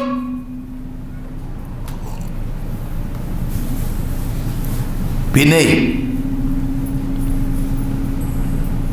പ്രബോധകന്മാര് എല്ലാവരും പഠിക്കേണ്ട ഒരു ശൈലിയുണ്ട്. അതെന്താണ്? ഈ മറുവശം ചിലപ്പോൾ വാചാലതയിൽ സംസാരിക്കുന്ന ആളായിരിക്കാം. അപ്പോഴോ മറുവശത്തിനോട് മല്ലിടാനോ മത്സരിക്കാനോ നേരിടാനോ മൂപ്പർക്ക് സാധിക്കുന്നുണ്ടാവില്ല. അപ്പോൾ ചിലപ്പോൾ ഇബ്ലീസിന്റെ വഹി വന്നേക്കാൻ സാധ്യതയുണ്ട്. നിങ്ങൾ പരാജയപ്പെട്ടു, അവര് മികച്ചു എന്നൊക്കെ തോന്നിപ്പോകും. അല്ല, നിങ്ങൾ സത്യത്തിന്റെ മീതെയാണ് എന്ന് ഖുർആനിലൂടെ സുന്നത്തിലൂടെ മനസ്സിലാക്കി പതരാത്ത പാദത്തോടെ ചിതരാത്ത ചിത്തത്തോടെ നീങ്ങാൻ നിങ്ങൾ തീരുമാനിച്ചു കഴിഞ്ഞാൽ അയാൾ വിജയിക്കട്ടെ. എന്തിൽ? വാദപ്രതിവാദത്തിൽ. റസൂലുള്ളാഹിന്റെ മുമ്പിൽ നിന്നിട്ട് നിങ്ങളിൽ നിന്നിട്ട് അൽഹൻ ബി ഹുജ്ജതി റസൂൽ പറയാണ്, നിങ്ങളിൽ നിന്നിട്ട് ഒരാൾ എൻ്റെ കോർട്ടിൽ വന്നിട്ട് സംസാരിക്കാൻ നല്ല വാചാലത കാരണത്താൽ അദ്ദേഹം പറയുന്നത് സത്യമാണെന്ന് എനിക്ക് തോന്നിപ്പിച്ച് കാണും. അള്ളാഹ് എനിക്ക് വഴി ഇറക്കി തരാത്തത് കൊണ്ട് ഞാൻ അദ്ദേഹത്തിന് അനുകൂലിച്ചിട്ട് വിധിക്കുകയും ചെയ്യും. അങ്ങനെ വല്ലവർക്കും സംഭവിച്ചാൽ, എൻ്റെ ഓർമ്മ ശരിയാണെങ്കിൽ സഹീഹ് മുസ്ലിമിലാണ് സംഭവം, അങ്ങനെ വല്ലതും സംഭവിച്ചാൽ നരകത്തിൻ്റെ ഒരു ഭാഗമാണ് ഞാൻ അവൻ്റെ മുറിച്ചു കൊടുക്കുന്നത്. മനസ്സിലായില്ലേ? അപ്പോൾ റസൂലുള്ളാഹിന്റെ മുമ്പിൽ വെച്ചിട്ട് തന്നെ വാചാലതയിൽ കൂടി ഒരാൾക്ക് എന്ത് സംഭവിച്ചേക്കാം? വിജയം പ്രാപിച്ചേക്കാം വഹി വരാത്ത കാലത്തോളം. വാചാലത കൊണ്ട്. എന്നിരിക്കുമ്പോൾ നമ്മോടൊക്കെ വാചാലതയിൽ കൂടി ഞാൻ കേട്ടിട്ടുണ്ട് ഒരു വാദപ്രതിവാദം. തൗഹീദിന് വേണ്ടി ഒരാൾ വാദിക്കാൻ, ഖുർആനും സുന്നത്ത് സ്ഥാപിക്കാൻ, മക്കത്തും മദീനത്തും റസൂല വന്നേടെ മുതൽ ഇന്നിവരേക്കും അള്ളാഹിനോടല്ലാതെ പ്രാർത്ഥന ഉണ്ടെന്ന് ആരും പറഞ്ഞിട്ടില്ല. അറബികളത് പറയാതെ തന്നെ ഇല്ല. ഇപ്പോഴുള്ളതായ അറിവില്ലാത്ത പലരും പല ഭാഷക്കാരും കൂട്ടിച്ചേർന്ന ആ കൂട്ടത്തിൽ ചില അറിവില്ലാത്ത അറബികളും പെടുന്നു എന്നല്ലാതെ പണ്ടൊന്നും അറബികൾ പറഞ്ഞിട്ടേ ഇല്ല. കേരളക്കാരും പറഞ്ഞിട്ടില്ല. പണ്ടൊക്കെ ഞാനിവിടെ പലപ്പോഴും പറഞ്ഞു. സുബ്ഹാനല്ലാഹ്, ഈ പറഞ്ഞതായ പറവണ്ണ മൊയ്തീൻകുട്ടി മുസ്ലിയാർ സമസ്തയുടെ തലവന്മാരിൽ ഒരാളാണ്. പറവണ്ണ മൊയ്തീൻകുട്ടി മുസ്ലിയാർ, പേരെഴുതി വെച്ചോളി, കേരളക്കാരോട് ചോദിച്ചോളി. 40 കൊല്ലം മുമ്പ് ജീവിച്ച ആളാണെങ്കിൽ ഒരു 56 കൊല്ലം മുമ്പ് കാസർഗോഡിലേക്ക് വാത് പറയാൻ വേണ്ടി എൻ്റെ 5-6 വയസ്സിൽ അയാൾ വന്നതായി ഓർക്കുന്നു. അത് ലാസ്റ്റ് വാതാണ്. അതിനുശേഷം അയാൾ മരിക്കുകയും ചെയ്തു. ആ പറവണ്ണ മൊയ്തീൻകുട്ടി മുസ്ലിയാർ, അതിനുശേഷം വന്ന മുസ്ലിയാമാരും അതിന് മുമ്പുള്ള മുസ്ലിയാമാരും കേരളത്തിലുള്ള സമസ്തയുടെ നേതാക്കളായ ആ മുസ്ലിയാമാരെല്ലാം ഉൾക്കൊള്ളുന്ന തത്വങ്ങൾ എന്താണെന്നത് എല്ലാവർക്കും അറിയാം. എന്നാൽ അവരാരും തന്നെ അള്ളാഹു അല്ലാത്തവരെ വിളിച്ച് പ്രാർത്ഥിക്കണമെന്ന് പച്ചയിൽ ഒരു സ്റ്റേജിലും പറയാറുണ്ടായിരുന്നില്ല. എന്ന് മാത്രമല്ല, ഈ കരിഞ്ചന്തയാകുന്ന ഖുതുബിയ്യത്ത് റാത്തീബ് എന്ന 1000 പ്രാവശ്യം റസൂൽ മുഹമ്മദ് മൊഹീദ്ദീൻ ശൈഖിനെ വിളിക്കണമെന്ന തത്വം പറഞ്ഞ് പ്രചരിപ്പിച്ച ആ കായൽ പട്ടണക്കാരൻ്റെ കരിഞ്ചന്ത എഴുതിയ ആ കായൽ പട്ടണക്കാരനെ കുറിച്ച് ഈ പറവണ്ണ മൊയ്തീൻകുട്ടി മുസ്ലിയാർ പറയുന്നു, എന്ത്? ജാഹിലുൻ മുറക്കബ്. എന്താണ് പറഞ്ഞത്? ജാഹിലുൻ മുറക്കബ്. സാധാരണ ജാഹിലല്ല, മുറക്കബായ ജാഹിലാണെന്നാണ്. മനസ്സിലായില്ലേ? ഞാൻ പറയല്ല. എന്തിനാണ് അങ്ങനെ പറയാൻ കാരണം? അദ്ദേഹം അൽബയാൻ മാസികയുടെ ഉടമയാണ്. അൽബയാൻ മാസിക ഓർക്കുന്നുണ്ടോ ബാക്കവി? അൽബയാൻ മാസിക സമസ്തയുടെ ആദ്യ മാസികയാണ്. അത് ഈ പുസ്തകം പോലത്തെ അറബി മലയാളത്തിലുള്ള പുസ്തകമാണ്. അറബി മലയാളത്തിലുള്ള മാസികയാണ്. ആ മാസിക ഈ പറവണ്ണ മൊയ്തീൻകുട്ടി മുസ്ലിയാണ് അതിൻ്റെ തഹരീറോ നടത്തുന്ന ആൾ, അതിൻ്റെ പ്രധാന മെമ്പർ, അത് പ്രചരിപ്പിക്കുന്നതിൻ്റെ പിന്നിൽ. അദ്ദേഹം ജാഹിലുൻ മുറക്കബ് എന്നാണ് ആ പത്രത്തിൽ ആ കാലഘട്ടത്തിൽ എഴുതിയത്. ഈ പറഞ്ഞ കായൽ പട്ടണക്കാരനായ ഈ മൊയ്തീൻ ശൈഖിനെ കുറിച്ചുള്ള കരിഞ്ചന്ത എഴുതിയ മനുഷ്യനെക്കുറിച്ച്. മനസ്സിലായില്ലേ? ഇതിലൊക്കെ അള്ളാഹിനേക്കാളും പൊക്കുന്നുണ്ട് ആ പുസ്തകത്തിൽ. ഏതുപോലെ? മൊയ്തീൻ മാലയിൽ എന്ന പോലെ. മൊയ്തീൻ മാലയിൽ എന്നതുപോലെ ഈ പുസ്തകത്തിലും അള്ളാഹിനേക്കാളും പൊക്കുന്നുണ്ട്. ആരെ? മൊയ്തീൻ ശൈഖ് ആണെങ്കിൽ മരിക്കുമ്പോൾ വരേക്കും പറയുന്നത് അള്ളാഹിനോടല്ലാതെ വിളിച്ച് പ്രാർത്ഥിക്കാൻ പാടില്ല എന്നാണ്. അപ്പോൾ അതൊക്കെ ഒരു പച്ച പരമാർത്ഥവും യാഥാർത്ഥ്യവുമാണ്. അത് ഞാൻ നേരത്തെ ഓതി വെച്ചതായ ആയത്തിൽ അള്ള പറയുന്ന ഭാഷയാണ്, ശൈലിയാണ്. എന്ത്? ഖുൽ ഹാദിഹി സബീലി അദ്ഉ ഇലല്ലാഹി അലാ ബസീറ. തെളിവ് സഹിതം ജനങ്ങളെ എൻ്റെ മതത്തിലേക്ക് ക്ഷണിക്കുക എന്നത്, അള്ളാഹിൻ്റെ മതത്തിലേക്ക് ക്ഷണിക്കുക എന്നത് എൻ്റെ ഡ്യൂട്ടിയായിരുന്നു, എൻ്റെ ജോലിയായിരുന്നു എന്ന് റസൂലുള്ളാഹി പഠിപ്പിക്കുന്നു. ഞാൻ മാത്രമല്ല, ഒമനിത്തബഅനി, എൻ്റെ ബേക്കിൽ അണിനിരക്കാൻ ഉദ്ദേശിക്കുന്നവർ ആരുണ്ടോ അവരുടെ എല്ലാം ഡ്യൂട്ടിയാണിത്, ജോലിയാണ് ഇത്.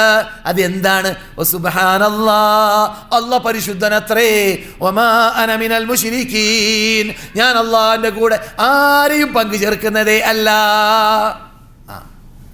അല്ലാഹ് ശിർക്ക് ചെയ്യുന്നതിൽ നിന്നിട്ട് മുക്തനാണ്, പരിശുദ്ധനാണ് എന്ന തത്വം ഞാൻ പഠിപ്പിച്ച മെയിൻ തത്വമാണ് എന്ന് മഹാനായ നബിയുല്ലാഹി, അള്ളാഹുവിന്റെ നബിയുടെ നാവിലൂടെ, അള്ളാഹു ഖുർആനിലൂടെ നമുക്ക്, കേട്ടില്ലേ? ഖുർആനിലൂടെ റസൂലുള്ളാഹിന്റെ നാവിലൂടെ നമുക്ക് പഠിപ്പിക്കുന്ന ശൈലിയാണ് നിങ്ങളെ ഞാൻ കേൾപ്പിച്ചത്. അപ്പോൾ ഞാൻ പറഞ്ഞു വന്നത്, ഈ വാചാലത ഒരിക്കലും തെളിവല്ല. എന്താ? ഞാൻ നേരത്തെ പറഞ്ഞു തെളിവുകൾ. ഇനിയും തെളിവ് പിടിച്ചോളി. നിങ്ങൾ ബഹുഭൂരിപക്ഷമോ വാചാലതയൊക്കെ തെളിവാണെങ്കിൽ ഞാൻ ചോദിക്കട്ടെ, മൂസാ നബി അലൈഹി ഇസ്ലാമിനെ കുറിച്ചൊക്കെ നല്ല ശരിയായി അവരുടെ ദഅവത്തിന് തുടക്കം പരിചയമുണ്ടല്ലോ, പ്രബോധകന്മാരാണല്ലോ. മൂസാ നബി ദഅവത്തിന് വേണ്ടി പോയി. അള്ളാഹ് പറഞ്ഞു, നിങ്ങൾ പോകുന്നത് മഹാപരാക്രമിയുടെ മുമ്പിലേക്കാണ്. ആരാണത്? ഫറോവയുടെ മുമ്പിലേക്ക്. അതുകൊണ്ട് നിങ്ങൾ അവിടെ വല്ലതും പറഞ്ഞാൽ പെട്ടെന്ന് നടക്കൂല. അതുകൊണ്ട് പിടിച്ചോ വടി, പിടിച്ചോലെ തെളിവ് കൊടുത്തു. വടിയും തെളിവൊക്കെ കൊടുത്തു. നല്ല 1 നമ്പർ തെളിവുകൾ. ഈ തെളിവുകളുമായി പോയി. മൂസക്ക് ഇപ്പോൾ ഉറപ്പില്ലേ അള്ളയാണ് എന്നെ അയച്ചത് അല്ലേ? അലൈഹിസ്സലാം ഫറോവയുടെ മുമ്പിലേക്ക് എത്തി. എന്നിട്ടോ ഫറോവയുടെ മുമ്പിലേക്ക് എത്തിയപ്പോൾ ഞങ്ങൾ ഇടണോ നിങ്ങൾ ഇടണോ എന്ന് ഫറോവ എന്ത് ചെയ്തിരുന്നു? വായ്പക്ക്, കൂലിക്ക് എന്ത് കൊണ്ടുവന്നിരുന്നു? ആരെ കൊണ്ടുവന്നിരുന്നു? മാരണക്കാരെ.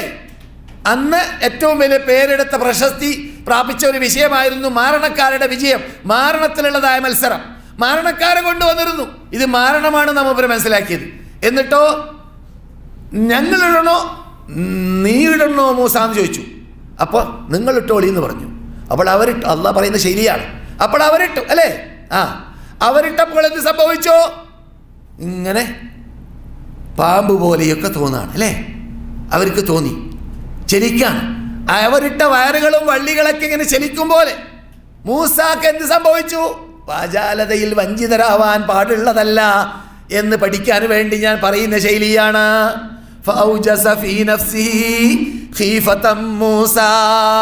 മൂസ പേടിച്ചു. അപ്പോൾ ബാത്തിലാണ് ഇതെന്ന് മൂസാക്ക് അറിയാം, ഹക്കല്ല എന്നറിയാം, മാരണമാണെന്നറിയാം. എന്നാലും അവിടെ നടക്കുന്ന ചലനങ്ങൾ കണ്ടപ്പോൾ പെട്ടെന്ന് എന്തായി? ഒരു പേടി വന്നു മൂസാക്ക് അല്ലേ? പേടി വന്നു. അപ്പോൾ നീ പറയുന്നത് ആണെങ്കിലും ചിലപ്പോൾ വാചാലത കേൾക്കുമ്പോൾ നിനക്ക് പേടി തോന്നും. അതൊന്നും നീ കൂട്ടാക്കേണ്ട ആവശ്യമില്ല. കുരക്കുന്നവർ കുരക്കട്ടെ, പറയുന്നവർ പറയട്ടെ. എറിഞ്ഞടോ, പിടിക്കടോ, കല്ല് എറിയടോ എന്നൊക്കെ പറയുന്ന കൽപ്പനകളൊക്കെ വരും. അതൊക്കെ വന്നോട്ടെ. നീ പറയുന്ന പദം മാറ്റി പറയരുത്. കാരണം നമ്മുടെ നേതാക്കൾ മരണം വരെ അത് മാറ്റി പറഞ്ഞിട്ടില്ല. ബിലാൽ മാറ്റി പറഞ്ഞില്ല. ഏറുകൊണ്ടു അടികൊണ്ടു ഇടികൊണ്ടു മാറ്റി പറഞ്ഞില്ല, ആസ്വദിച്ചുകൊണ്ടേ ഇരുന്നു. അടികൊള്ളുന്ന വേളയിൽ നാം പഠിച്ചതുപോലെ ഹുബൈബ് മാറ്റി പറഞ്ഞില്ല. അവസാന നിമിഷം വരെ റസൂലുള്ളാഹിക്ക് ഒരു കോട്ടം തട്ടാതെ ഞാൻ എന്ത് സംഭവിച്ചാലും വിരോധമില്ല. അങ്ങനെ റസൂലുള്ളാഹി കോട്ടം തട്ടുക എന്നത് എനിക്ക് ഉള്ളതല്ല എന്ന് പറഞ്ഞുകൊണ്ട്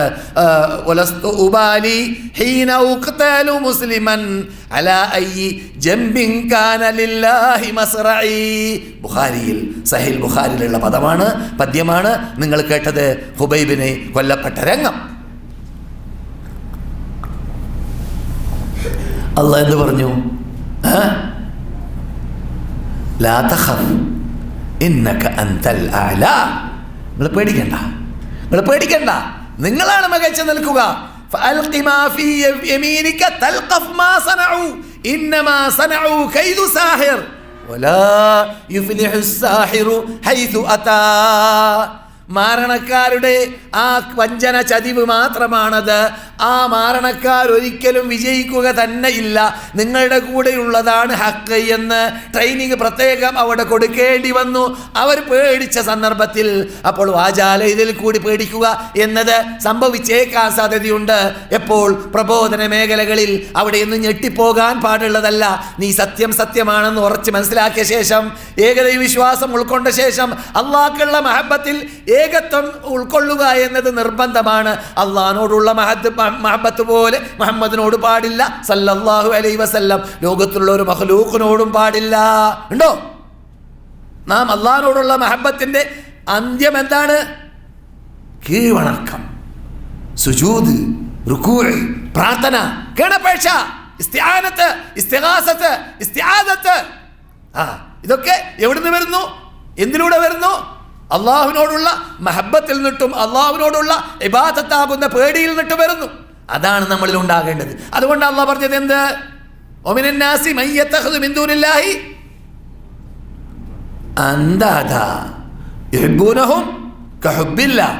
ഈ ആയത്ത് റബീഉൽ മാസത്തിൽ റസൂലുള്ളാഹിനുള്ള സ്നേഹത്തിന്റെ കടുപ്പം എങ്ങനെയായിരിക്കണം, ലിമിറ്റ് എവിടെയായിരിക്കണം എന്ന് പറയാൻ വേണ്ടി ഖുബാ ഭാഗത്തുള്ള റോട്ടിലുള്ള ഒരു ഹാളിൽ വെച്ചിട്ട് ഞാൻ ക്ലാസ് നടത്തായിരുന്നു 25ഓളം വർഷങ്ങൾക്ക് മുമ്പ്. ആ സന്ദർഭത്തിൽ ഒരു മുസ്ലിയാര് തൽക്കാണിയുമായിട്ട് അവിടുന്ന് വേറെ റൂമിലേക്ക് മാറി. ആയത്ത് ഓതിയപ്പോൾ തന്നെ എന്തേ കേൾക്കാൻ പറ്റൂല. എന്ത്? തൗഹീദ് ഹൃദയത്തിൽ കടക്കാത്തവർക്ക് ഇത്തരം കാര്യങ്ങൾ കേൾക്കാൻ പറ്റൂല. ഖുർആൻ പറഞ്ഞതാണ്. വഇദാ ദക്കർത റബ്ബക ഫിൽ ഖുർആനി വഹദാ വല്ലൗ അലാ അദ്ബാരിഹിം നുഫൂറാ.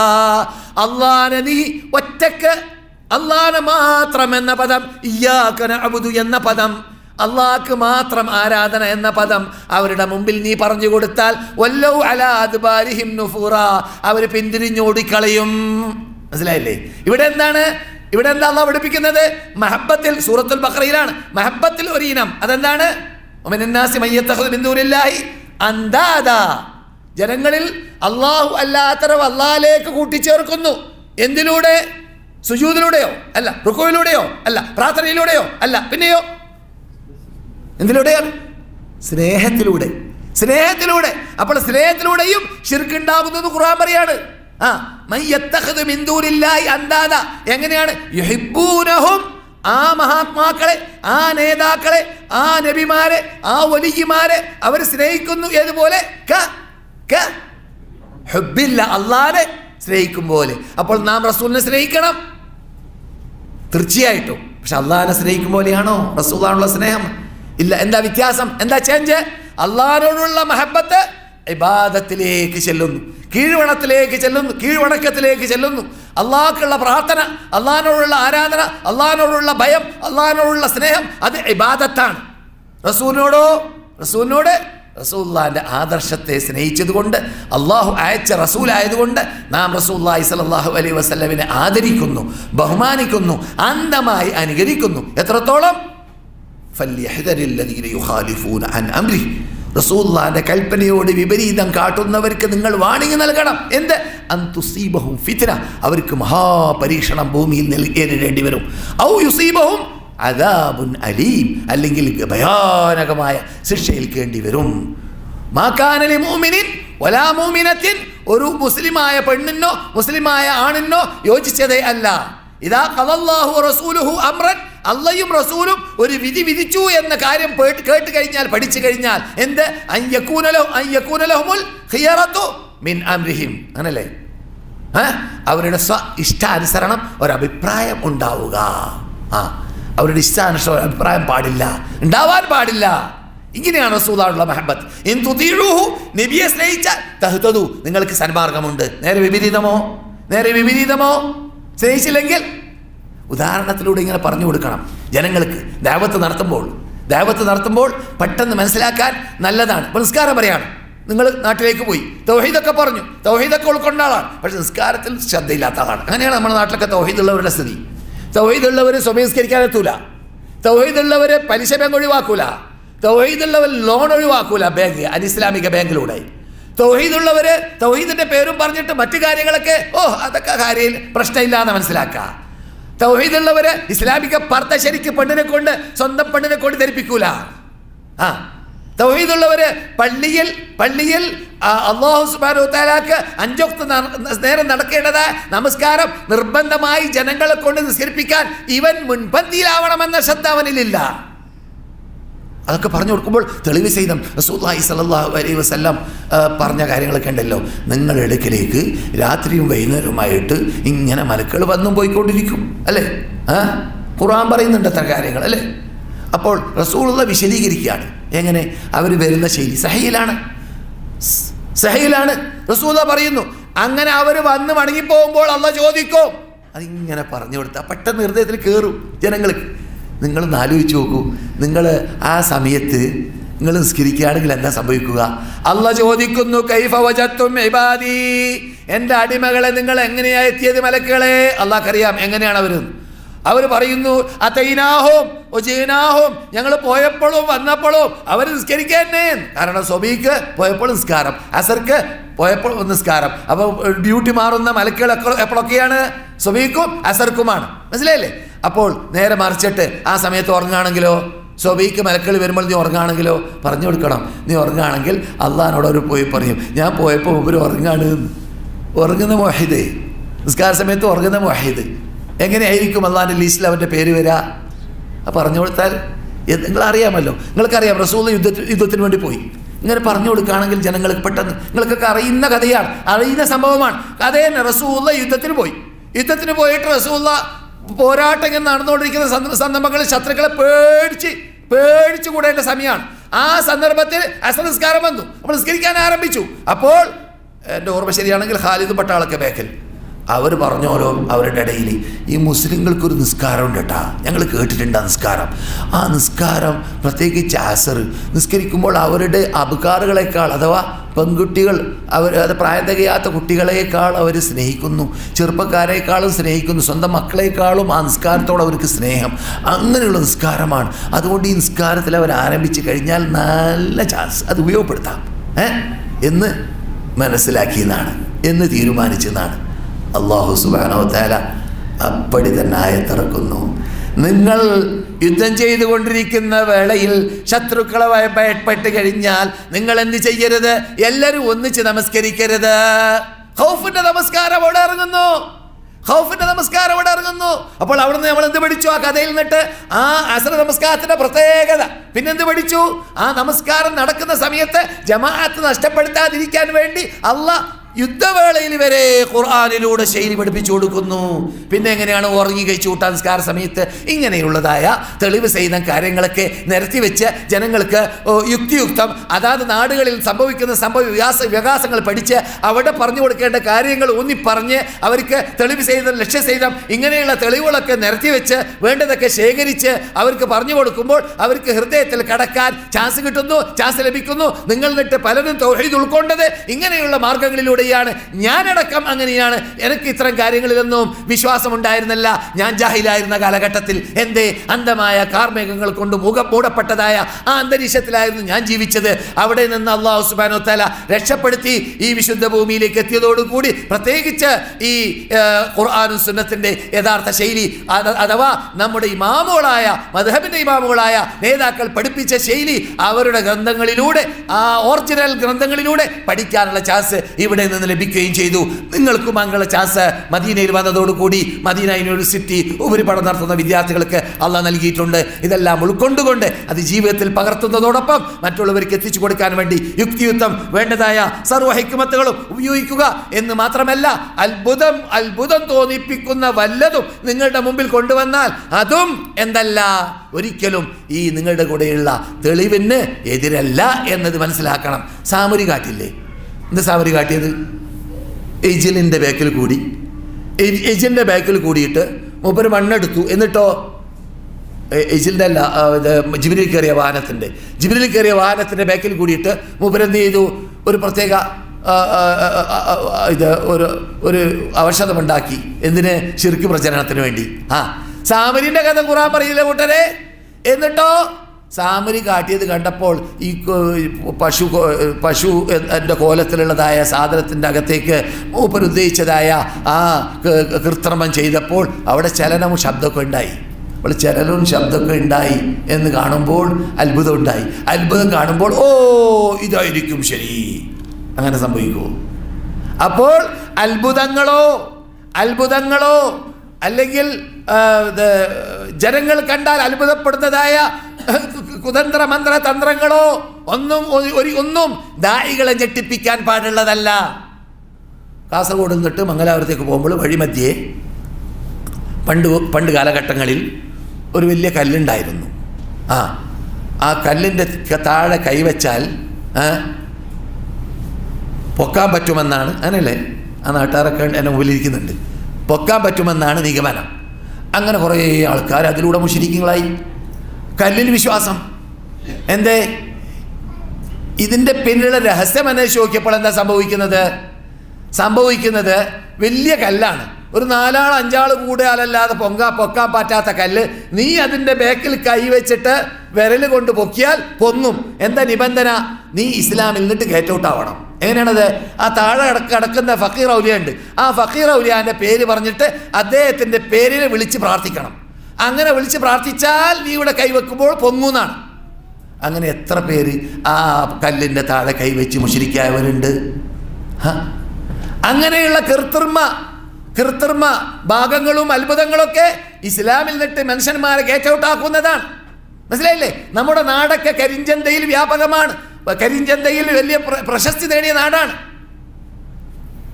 ലണ്ടനിൽ നിന്നിട്ട് ഒരു സുഹൃത്ത് വന്ന എൻ്റെ വീട്ടിലേക്ക്, മലയാളിയാണ്. ചോദിച്ചു എവിടുന്നാണ്? കണ്ണൂർക്കാരനാണ്, നിങ്ങളെ പരിചയപ്പെടാൻ വേണ്ടി വന്നതാണ്. വീട്ടിലേക്ക് വന്നു. സംഭവം കുറേ വർഷങ്ങളായി. മൗലവി ഞാൻ അൽഹംദുലില്ലാ കുറേ സീഡികളും കാസറ്റുകളും സത്യങ്ങളൊക്കെ പഠിക്കാൻ സാധിച്ചു, രക്ഷപ്പെട്ടു. പക്ഷേ എൻ്റെ ചെറുപ്പകാലം ഞാൻ ഭീവണ്ടിയിൽ കഴിച്ചുകൂട്ടി, അഥവാ ബോംബെയല്ലേ ഭീവണ്ടി, ഭീവണ്ടിയിൽ കഴിച്ചു കൂട്ടി. ഭീവണ്ടിയിലുള്ളതായ അവിടെ ഒരു ബസാറിൻ്റെ മാർക്കറ്റിൻ്റെ പേരൊക്കെ പറഞ്ഞു.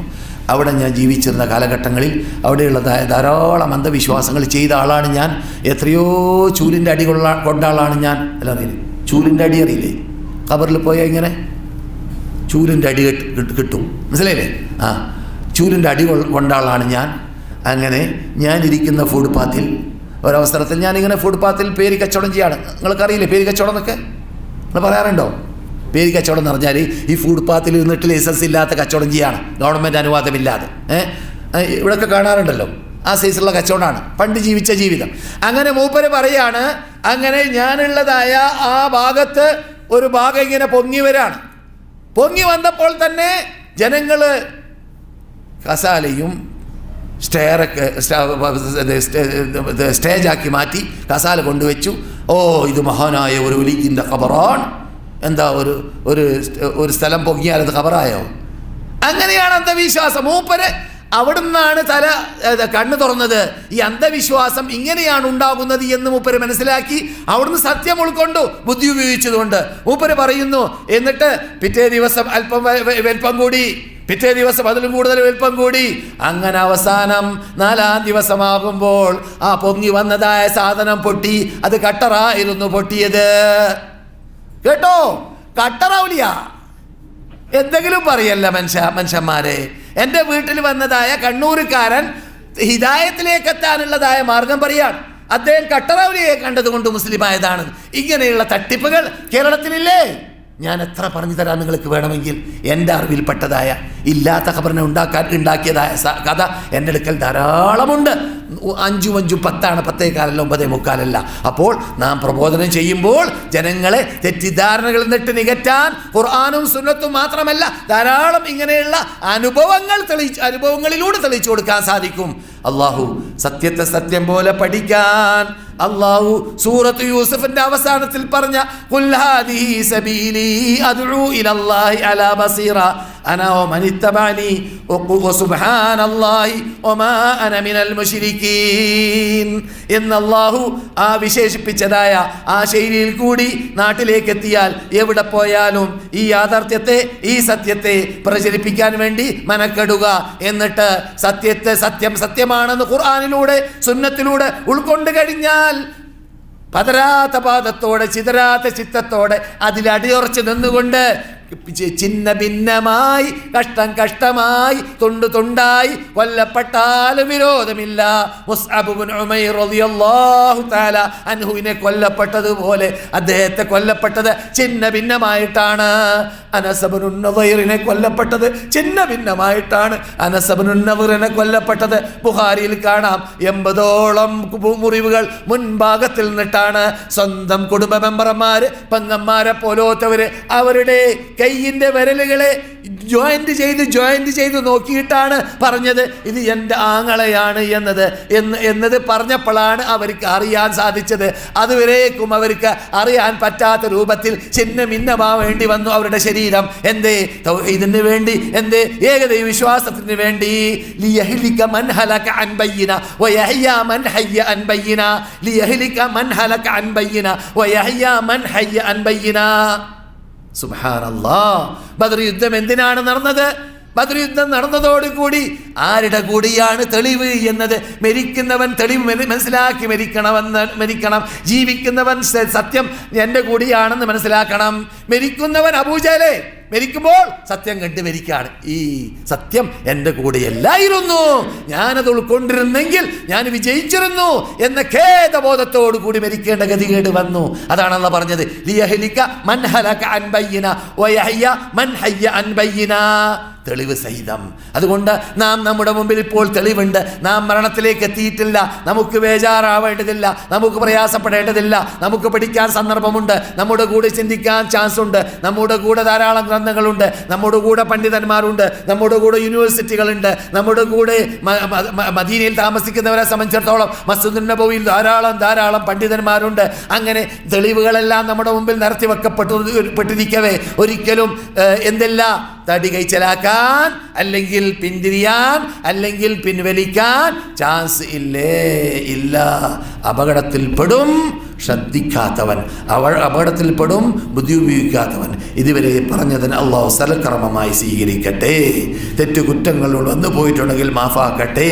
സത്യത്തിനെ സത്യം പോലെ പഠിച്ച് ഗ്രഹിച്ച് മനസ്സിലാക്കി ലോകത്തൊരു ശക്തിയെയും വ്യക്തിയെയും ഭയപ്പെടാതെ സത്യത്തിനെ സത്യം പോലെ ലോകത്തിൽ പ്രഖ്യാപിക്കാനുള്ള ധൈര്യം മുസ്ലിം ലോകത്തിന് അള്ളാഹു നൽകട്ടെ, നമുക്ക് അള്ളാഹു നൽകട്ടെ, മുസ്ലിം ലോക പണ്ഡിതന്മാർക്ക് നൽകട്ടെ, മുസ്ലിം ലോക നേതാക്കൾക്ക് നൽകട്ടെ.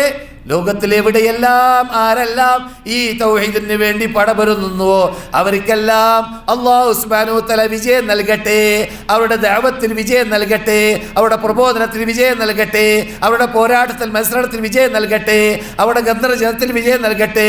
അവർക്കും നമ്മൾക്കുമെല്ലാം ഈ ഇസ്ലാമിൽ, ഈ സത്യത്തിൽ, ഈ തൗഹീദിൽ അടിയുറച്ചു നിന്നുകൊണ്ട് മരിക്കുന്നത് വരെ ജീവിക്കുവാനും മരിക്കുമ്പോൾ ഈമാനോടുകൂടി മരിക്കുവാനും അല്ലാഹു സുബ്ഹാനഹു വ തആല നമുക്ക് തൗഫീഖ് നൽകുമാറാകട്ടെ. സത്യം പോലെ പഠിക്കാനും അറിയാനുമുള്ള സന്മനസ്സോടുകൂടി അല്ലാഹുവേ ഇദ്നീലൽ ഹഖ് എന്ന് റസൂലുള്ളാഹി പ്രാർത്ഥിച്ചതുപോലെ ഹഖിലേക്ക് നീ എന്നെ നയിക്കണമേ രക്ഷിതാവേ എന്ന് ദൈനംദിനം രാത്രി ഉറക്കൊഴിഞ്ഞുകൊണ്ട് രാത്രി നമസ്കരിക്കുന്ന വേളയിൽ തഹജ്ജുദിന്റെ സമയത്ത് നാം റബ്ബുൽ ഇസ്സത്തിന് മുമ്പിൽ നിൽക്കുമ്പോൾ പ്രാർത്ഥിച്ചുകൊണ്ടേ ഇരിക്കുക. അല്ലാഹു സുബ്ഹാനഹു വ തആല നമുക്ക് സത്യത്തിലേക്ക് എത്താനുള്ളതായ തൗഫീഖ് നൽകട്ടെ, സത്യത്തിൽ അടിയുറച്ച് മരിക്കാനും തൗഫീഖ് നൽകട്ടെ. നമ്മുടെ മാതാപിതാക്കൾ, ജ്യേഷ്ഠാഞ്ജന്മാർ, പെങ്ങന്മാർ, മഹതിമാന്മാർ എല്ലാവരെയും ആ ഇനത്തിൽ അള്ളാഹു പെടുത്തുമാറാകട്ടെ. നമ്മിൽ നിന്നിട്ട് മരിച്ചു പോയവർക്ക് അള്ളാഹു പൊടുത്തു കൊടുക്കട്ടെ. അവരുടെ ഖബറുകൾ അള്ളാഹു സ്വർഗ്ഗത്തോപ്പാക്കി മാറ്റട്ടെ. നാം മരിക്കുമ്പോൾ നമ്മുടെ ഖബറും അള്ളാഹു സ്വർഗ്ഗത്തോപ്പാക്കി മാറ്റട്ടെ. اللهم صل على محمد وعلى آل محمد كما صليت على إبراهيم وعلى آل إبراهيم إنك حميد مجيد. اللهم بارك على محمد وعلى آل محمد كما باركت على إبراهيم وعلى آل إبراهيم إنك حميد مجيد. وآخر دعوانا أن الحمد لله رب العالمين. السلام عليكم ورحمة الله وبركاته.